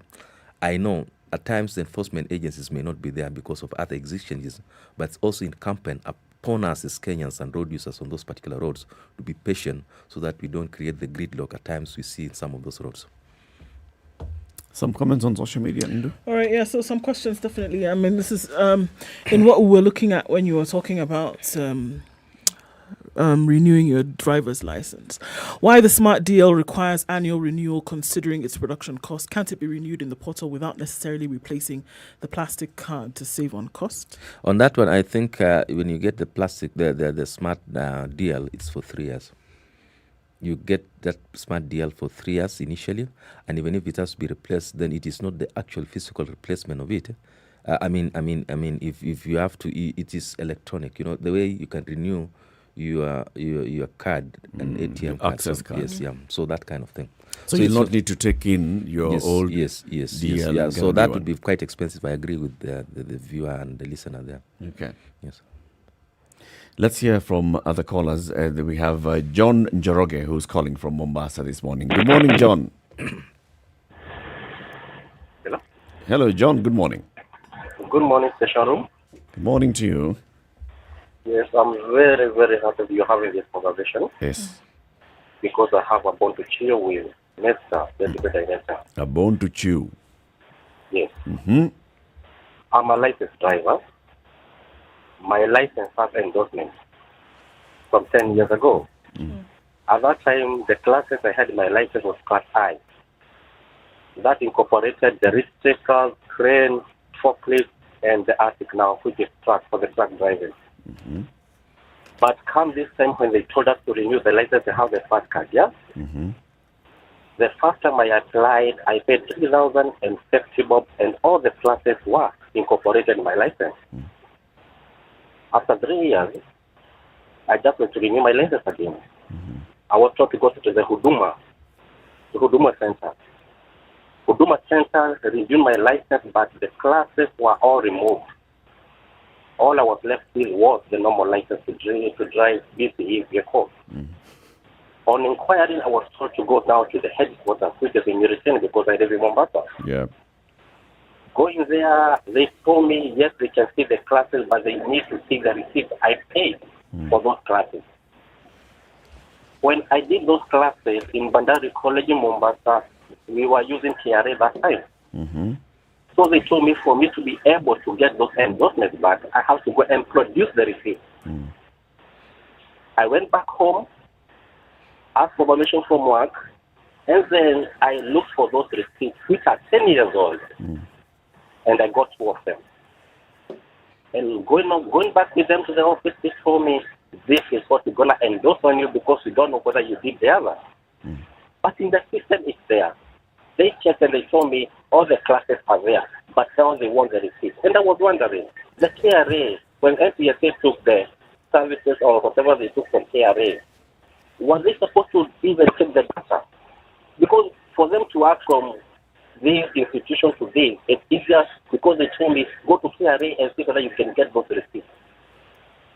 I went to the KRA and the KRA told me, now we don't know what to do. We gave those services to NTSA.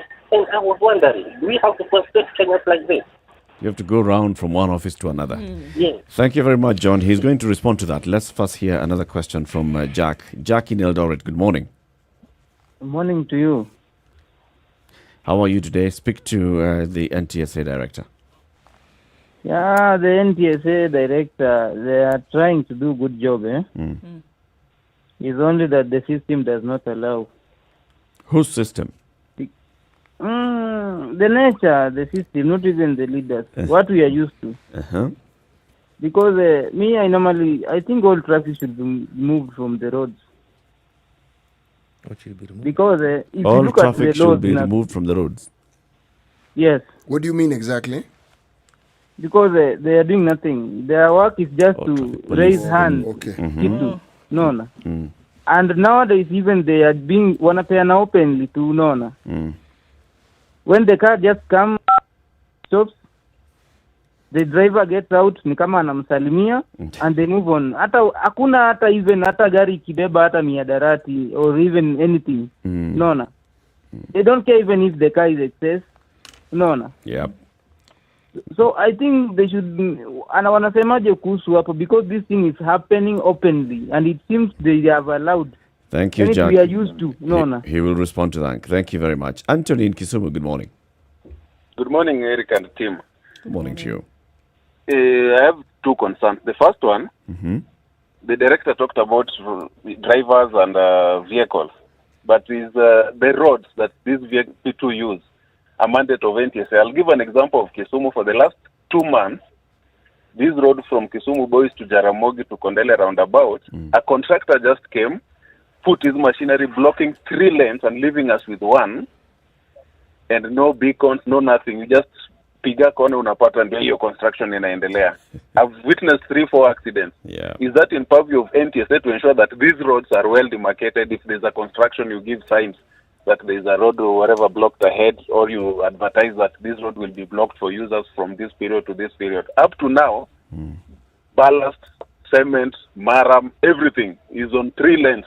If you approach Patel Flats from Jaramogi Hospital, it's a main highway getting out of Kisumu, but that's not just what we've tried to complain on Twitter, but we have a sheriff in town called the city manager. He says we tunatengeneza Europe, so you cannot complain. Can NTSA intervene in that and ensure that as we do that, as the road is being made to Europe, safety of drivers and motorists and cyclists and other road users are considered? Sometimes you even push pedestrians because whatever they're building is for pedestrians, but they've taken 3 lanes and leaving us with 1 instead of making a construction site elsewhere.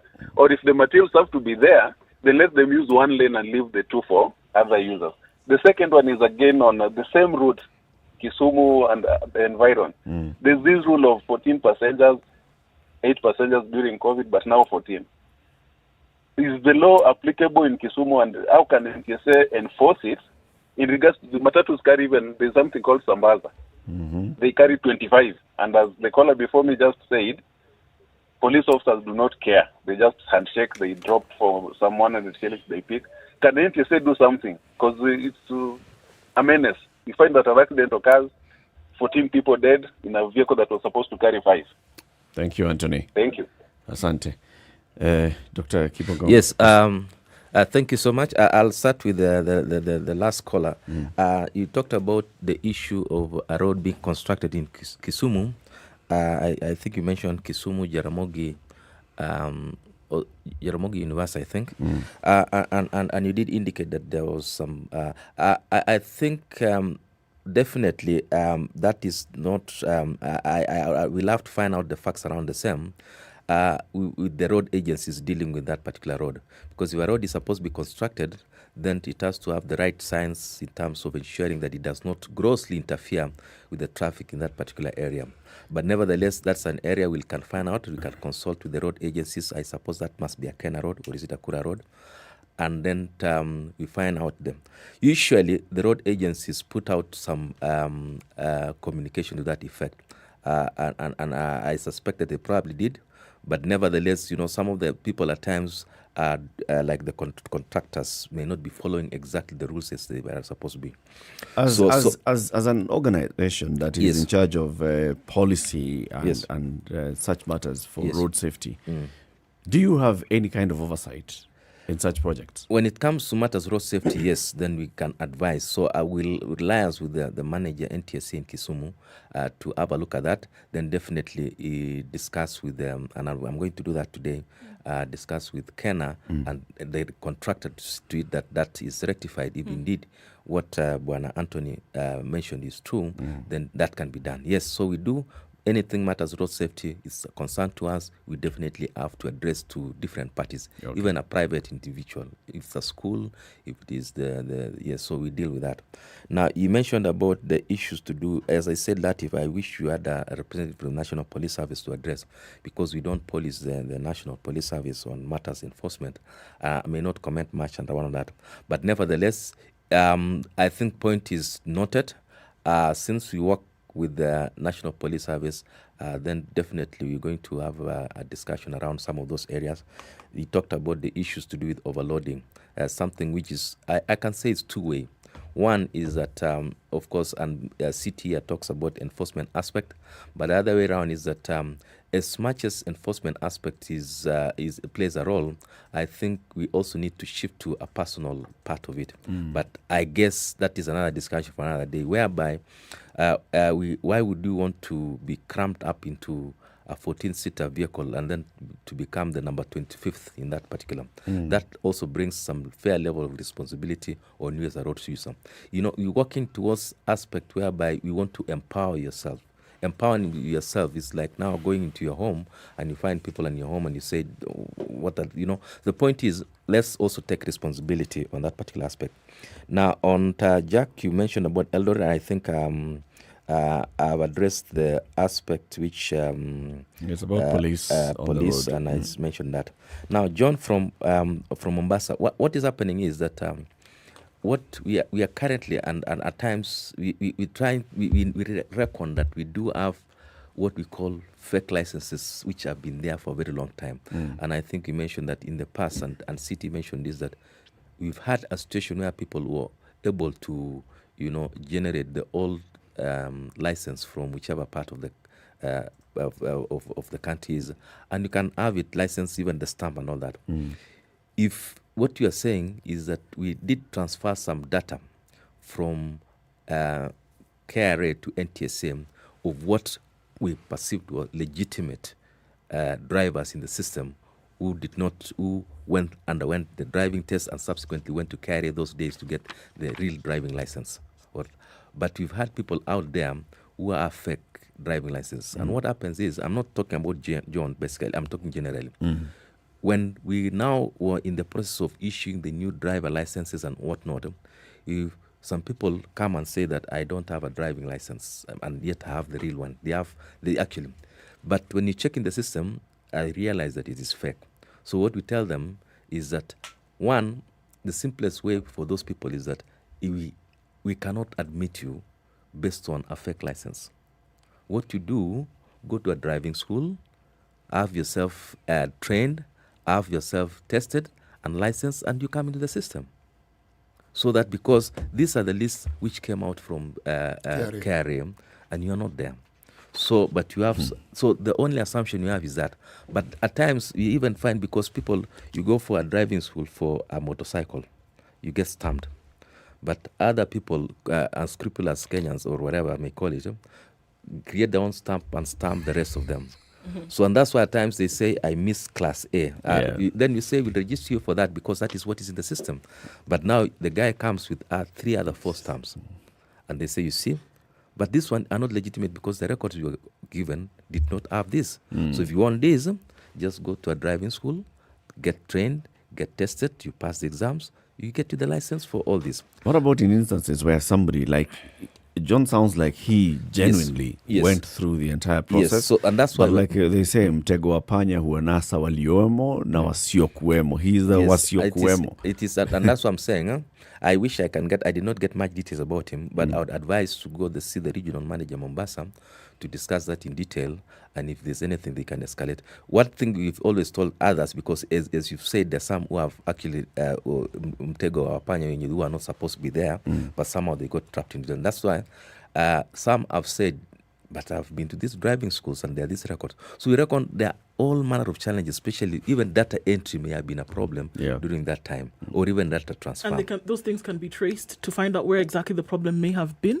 Is it possible to do that? It is, and that's why at times, if you, like, it's at times, some have said I've been to these driving schools, and these are the records, and we've tested on this particular time, then we admit those ones in the system. But we cannot admit everyone into the system by virtue of a stamp which is not clearly done. But that is an area which you are currently working on. It's not going to take time. It affects some particular group of members, and for him it should be very straightforward, because Bandari is not a small driving school for that matter, and they should be having those records for that matter, and they should be able to avail. But nevertheless, I advise John, please visit our Mombasa offices, see the manager there, and we can discuss this further to see how you can sort out that particular problem. All right. John, go and tell the manager Mombasa that he's been referred to him by the director. Karanja in Naivasha, good morning. Good morning, Eric Du and City, and the visitor there. Morning, Karanja. Morning, Karanja. Yes, now, area like are 2090s, people used to say, a little road cutters won't hurt. Yep. Now, coming to the issue of the border riders, for instance, it is a shocking matter that, because a lot of people who are now in hospitals, most of the cases have been done by the motorcycles. So, I would ask the guy of NTSA, what are they doing to see that the border riders have attained their competency in road safety? Because they are the ones that they are causing so many accidents in Kenya. I happened to go to an Kinago hospital, where you see 90% of the emergency cases and even the mail wards, most of them have been caused by the motorcycles. Yep. What are they doing? Who issued these NTSA licenses to the border riders? That's a good question. Thank you very much, Karanja. He's going to respond to that, and I think he already started addressing it. But yes, what are you? Because this has escalated to a level where it's almost an emergency, Director. But let's take a break first at 26 minutes to 10 o'clock. Let's take a look at weather and traffic, and then we pick more of your calls and questions and comments to the Deputy Director for Road Safety at the National Transport and Safety Authority. Good morning. This is the Situation Room, the only way to start your day. Spice up your life. 24/7, around the world, non-stop. This is SpiceFM. We give you the latest, the funniest, and the most entertaining updates and news from Kenya and the world while you kick back and relax. Join in on our comical duo Hassan Umar and Sugar Boy on Habariza News every Friday at 10 p.m. only on KTN Home. Classic soul, R&B, smooth jazz, neo soul, and nostalgic ballads. Make some noise. Yeah! You're listening to Spice FM.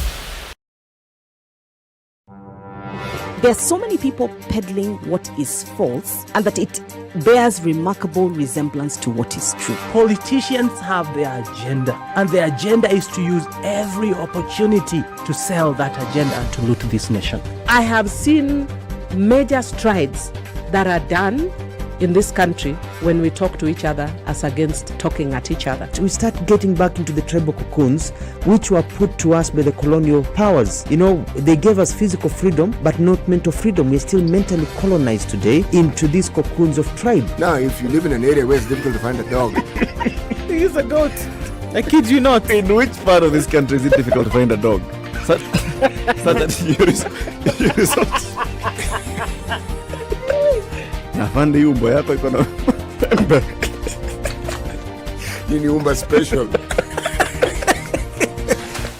The weather with Mostly sunny SpiceFM. conditions in Nairobi at 17, highs of 26 and lows of 11 today. It's sunny at 16 in Nyeri, highs of 23, lows of 9. 12 will see us a low in a partly sunny Nakuru, and 24 will be the high in Eldoret. It's mostly sunny at 18. 30 will be the high in Kisumu. It's mostly cloudy at 24. 25 and mostly cloudy in Kakamega, highs of 29 and lows of 14. 29 will be the high in Mombasa, where it's mostly sunny at 26. It's raining in Malindi at 28, highs of 29 today. 28 will be the high in Kampala, where it's sunny at 23. Mostly sunny conditions in Dar es Salaam at 25, highs of 30 and lows of 20. 25 will be the high in a mostly sunny Johannesburg at 16, coming down to lows of 10. It's mostly sunny in Lagos at 25. That'll be the low for today, going to highs of 28, and 30 will be the high in Kinshasa, where it's mostly sunny at 23. 30 degrees and sunny out in Beijing. That'll be the high for today, coming down to lows of 18, and mostly cloudy conditions in Paris at 14. 13 and mostly cloudy in London, highs of 20, and 27 and clear in New York early Friday morning, highs of 33 and lows of 22.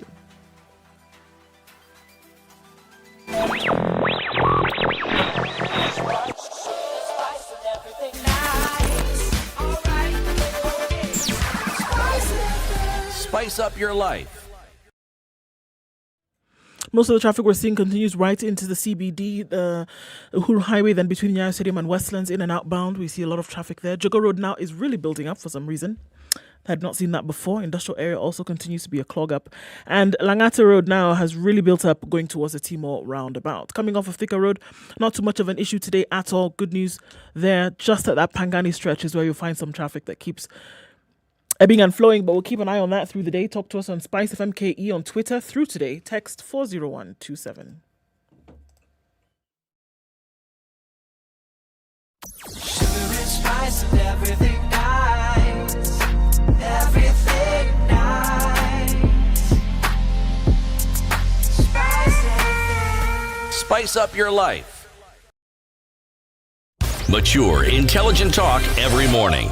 Spice up yourself.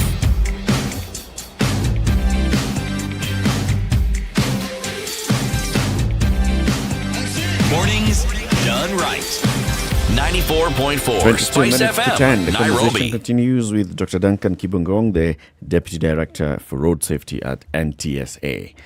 Ed in Nanyuki, good morning. Good morning, guys. How are you doing? Fine, Very thank well. you. I'm very happy, by the way. You invited someone who I wish I could have coffee with, Mm-hmm. because I'm in the matatu industry, Bwana Director, and I can tell you I have interacted several times with NTSA.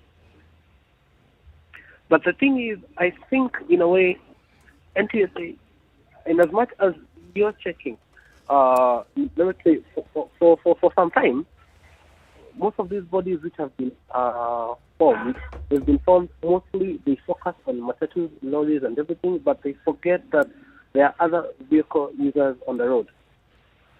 Case in point, I wish they would curtail these border guys, for example, because, Eric, there is not a single day that I don't see a border guy is behaving on the road.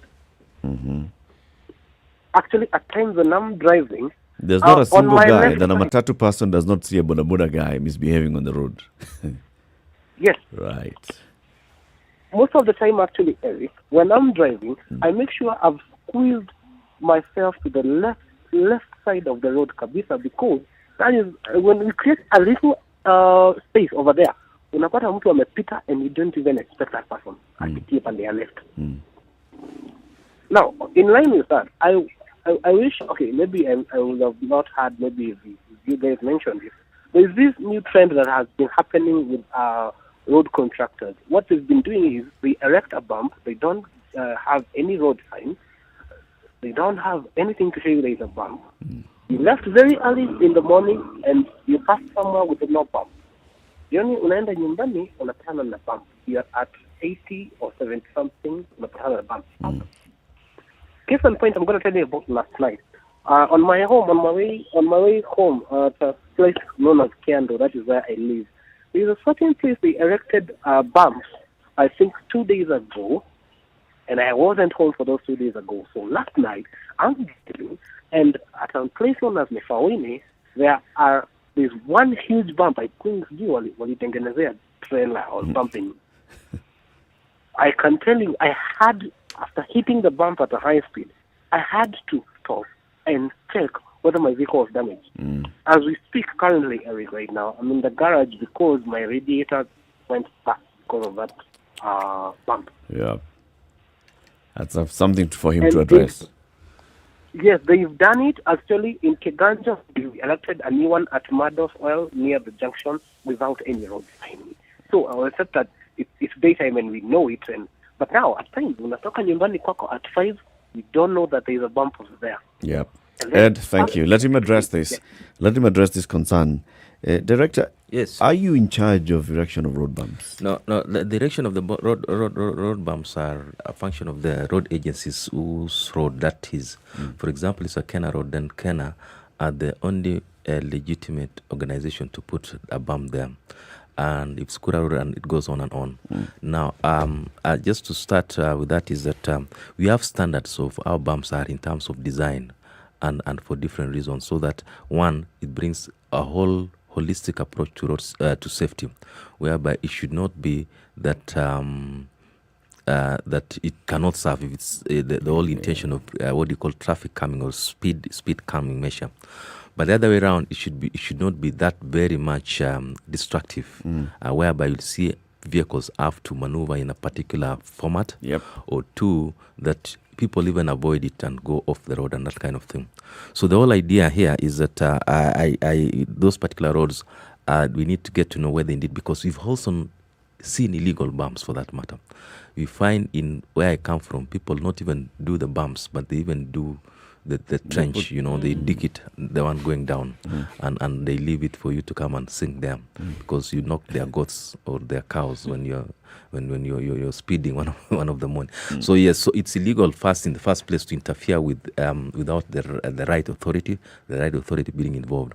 So and at times some of the bumps are put by, you've had villagers or people surrounding them put it for a reason, one or the other reason.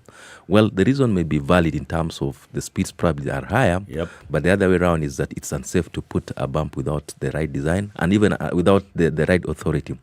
So those bumps, I don't know about them, probably have to find the details about it. But a bump, of course, naturally is supposed to be preceded by information that there's a bump by a few meters before or after, whereby they tell you there's a bump when the rumble strips, an indicator. But the problem at times, I'm not saying this is the case for what Mr. Karanja is talking about, it's called Ed is talking about, is at times vandalism also have been a problem. Road sign is put. We've had a case whereby we put a palm is put, it's done, the painting is done quite well, but this road sign which was put goes the same night. Yeah, because it's metallic, In fact, one of the things we are trying to address, and the road authorities have been working around, is to see how they come up with a road sign material which does not have that scrap value, so to speak, because the metal aspect is what people go for, but they forget the impact of what it does. So if indeed that is what happened within a very short period of time, they should actually mark it.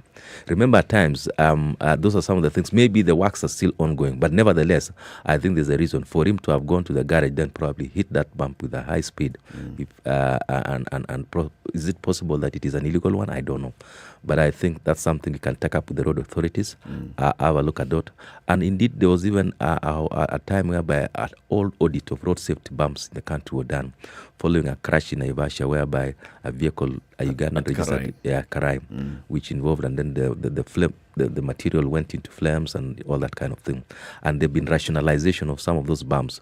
But nevertheless, I think what happens usually is that you find a road constructed very nicely. It was not having any or rather residence or should I say there was no habitation on either side of the road, but because the road is attracting people begin moving. Someone puts a kiosk, another puts nyamachoma place. Then now it becomes high risk, and that's why. And then that road now needs to change, or rather the other way around is that these people are not supposed to be there. But now cows begin getting knocked and all that kind of thing. Then people now put in illegal bumps and that kind of thing. Roads usually tend to attract some activity of some business activity, but there should be a way of regulating them so that not everyone, you just move into a road and begin constructing your nyamachoma place and all that kind of thing, or your hardware, ya kuuza, those things for the mabatis and the rest. So that is it. On what border. The border, yes, I think we mentioned this at long last. We talked about it. We are the people we license have to go through the procedure, and I think I mentioned this in detail that they have to be trained, tested, and subsequently licensed. Yeah, but we reckon that we do have many more. So, Mr. Karanja, if you know of any people out there, please encourage them and ask them that it's illegal for you to ride a motorcycle, whether personal. But he was asking what you're doing, because yes, across the country, go to many health facilities. You will find actually in some counties they've set up a ward for border accidents. Actually, it's called border ward. So it is the burden of the problem, and it is not what we are. Okay, what I'll say what we are doing, and this is what I mentioned before. We try to mobilize the people, tell them that this is the importance of wearing the helmets and the protective gear, the reflector jackets. Make sure that they use the right highway. Make sure that they have insurance for this vehicle. They don't have. We have a whole set. When it came motorcycle regulations of 2015, put what they call responsibilities on 3 people, 3, probably 4. One is the owner. If you are the owner of a motorcycle, there's some things you're supposed to be doing. One, make sure that motorcycle is having insurance. Make sure that motorcycle, whoever you're going to give to operate, must be having a license. And that is, then 2 is the rider, the driver for that matter. As a rider, make sure that you only ride a motorcycle which has insurance. Number 2, make sure you are licensed yourself. Don't walk into that and ride without it. 3, yourself, before you move an inch, make sure that you have a reflector jacket as a minimum and a helmet as a minimum. You can go with the foot gear and the rest, but we put minimum because we reckon that not everyone can afford the very expensive motorcycle safety gears. But let's work with that. Okay. The helmet. Then 3, you only carry 1 passenger. So don't carry 2. It is your responsibility. 4, now let me just mention, because these are some of the things we did in the regulation. 4, make sure that you have a reflector for yourself and for your rider and the other way, and make sure that they are on those. Just imagine, I know we don't live in an ideal world. Imagine if every motorcycle rider, before you move, anakwambia buy helmet, buy reflector. Go to Kigali, that's the norm. That's the norm. Yes. So and of course the enforcement component comes in quite big.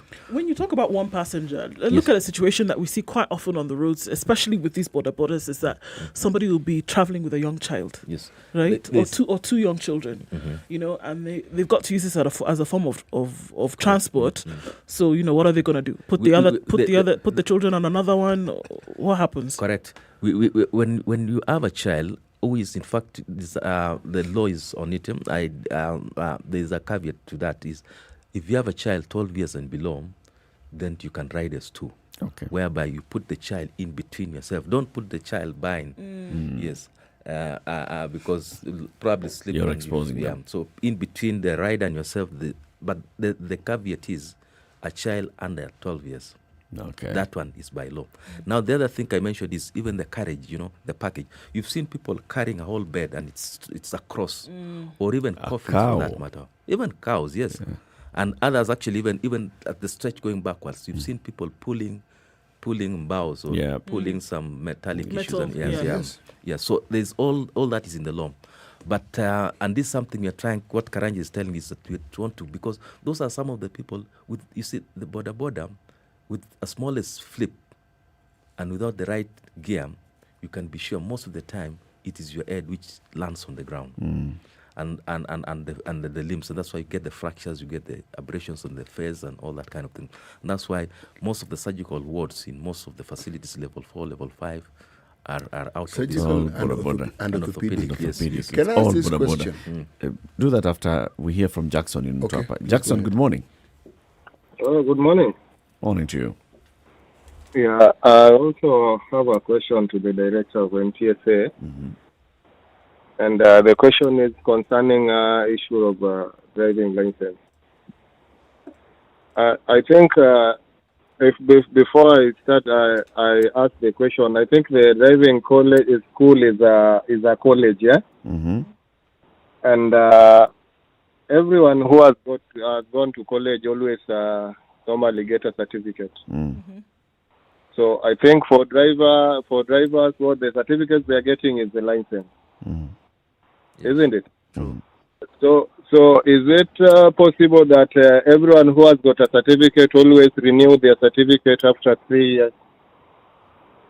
Yes. Okay, and if this issue of renewing the license after 3 years is for their thing is digital, so why don't they do it the way they were doing it before? That renewing license is for 3 years was just 1,450.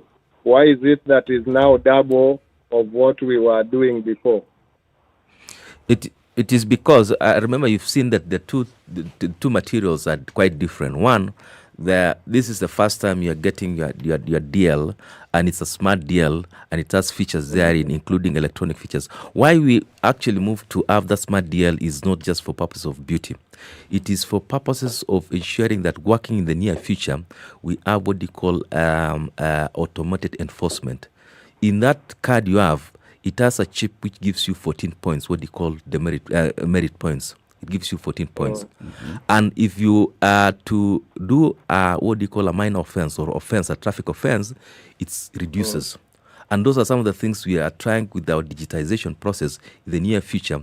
You do not need to, for example, because there are people here who can be fined a lot of money, but that's not the point. But losing the license is more important. But losing should be progressive, such that if you are one person who is very notorious in breaking or violating the law, you can lose it in a day. Yeah. But you've made one mistake, then you lose 1 point. Then after 1 year, if you don't, then it resets back to 14 points. So that is the whole idea. That is, and of course with the inflation in the country and whatnot, that is how it is. But technically, that is why we are working towards that particular line. But I think this chip is the one also is there in Huduma number, and we were told Huduma number also is carrying all our details. Why don't NTSA, if they want maybe to get something like that, you are saying they use the Huduma number, or now the Huduma number also will be useless in this side of license department? Yes, as we speak now, the law is quite clear that you have to have a driving license, and that's why we have the driving license, just the way the current law says that you have a national ID. I would not want to dwell much on Huduma because I don't deal much around it. But what you present on the road to the police in case to show that you have is the driving license. And that's why it still remains as it is for now, unless policy directions come which will shift us to one. But that is a process, of course. It's not going to happen so soon. But I guess the national government probably has an agenda of the same. But as we speak now, the law talks about a driver license. City, your question. What I want to ask is, how do you relate to all these border associations, and how do you include them in your plans to try and regulate this industry, to try and get them to be trained and to be able to be delightful law-abiding citizens? Yes, of course, these are stakeholders. They are major stakeholders. Probably I need to mention this, that I'll come to that aspect briefly. When government realized that we do have this aspect to do with border being a security challenge and a safety challenge, by the way. Remember that why I'm saying so is that for virtually every majority of the crimes, if border plays a role, whether it is illicit alcohol transfer, at times even poaching, at times arms, small arms being taken from point A to B. So the national security agencies have realized that. So a task force was set by the Cabinet Secretary of Interior, Dr. Tinge, and Cabinet Secretary of Transport, Honorable Macharia. And this task force were comprising some of those particular teams you're talking, the border associations. And they came up with some of those recommendations I'm talking about, that they need to train, they need to have a massive training and all that. So we do engage them for purposes of, like every time when you want to have a sensitization, it's just that COVID now has not encouraged us to be in bigger groups.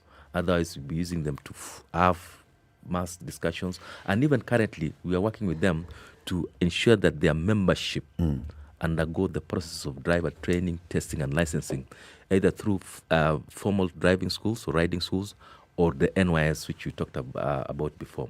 So we do have engaged with them virtually every now and then. Right.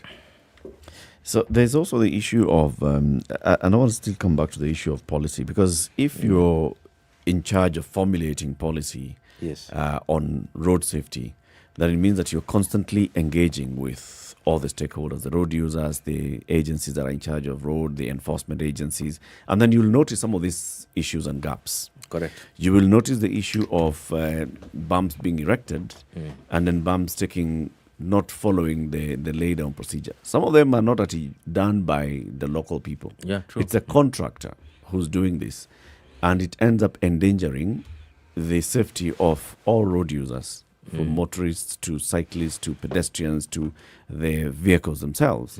So if you don't have some sort of enforcement mechanism or overall oversight mechanism, then I feel that NTSA is just left in the back room there where you guys talk. And everybody else feels that they're independent, because I know there's all this sibling rivalry in government. Yes, not that we actually do such discussions. We do have a number of discussions with the road agencies.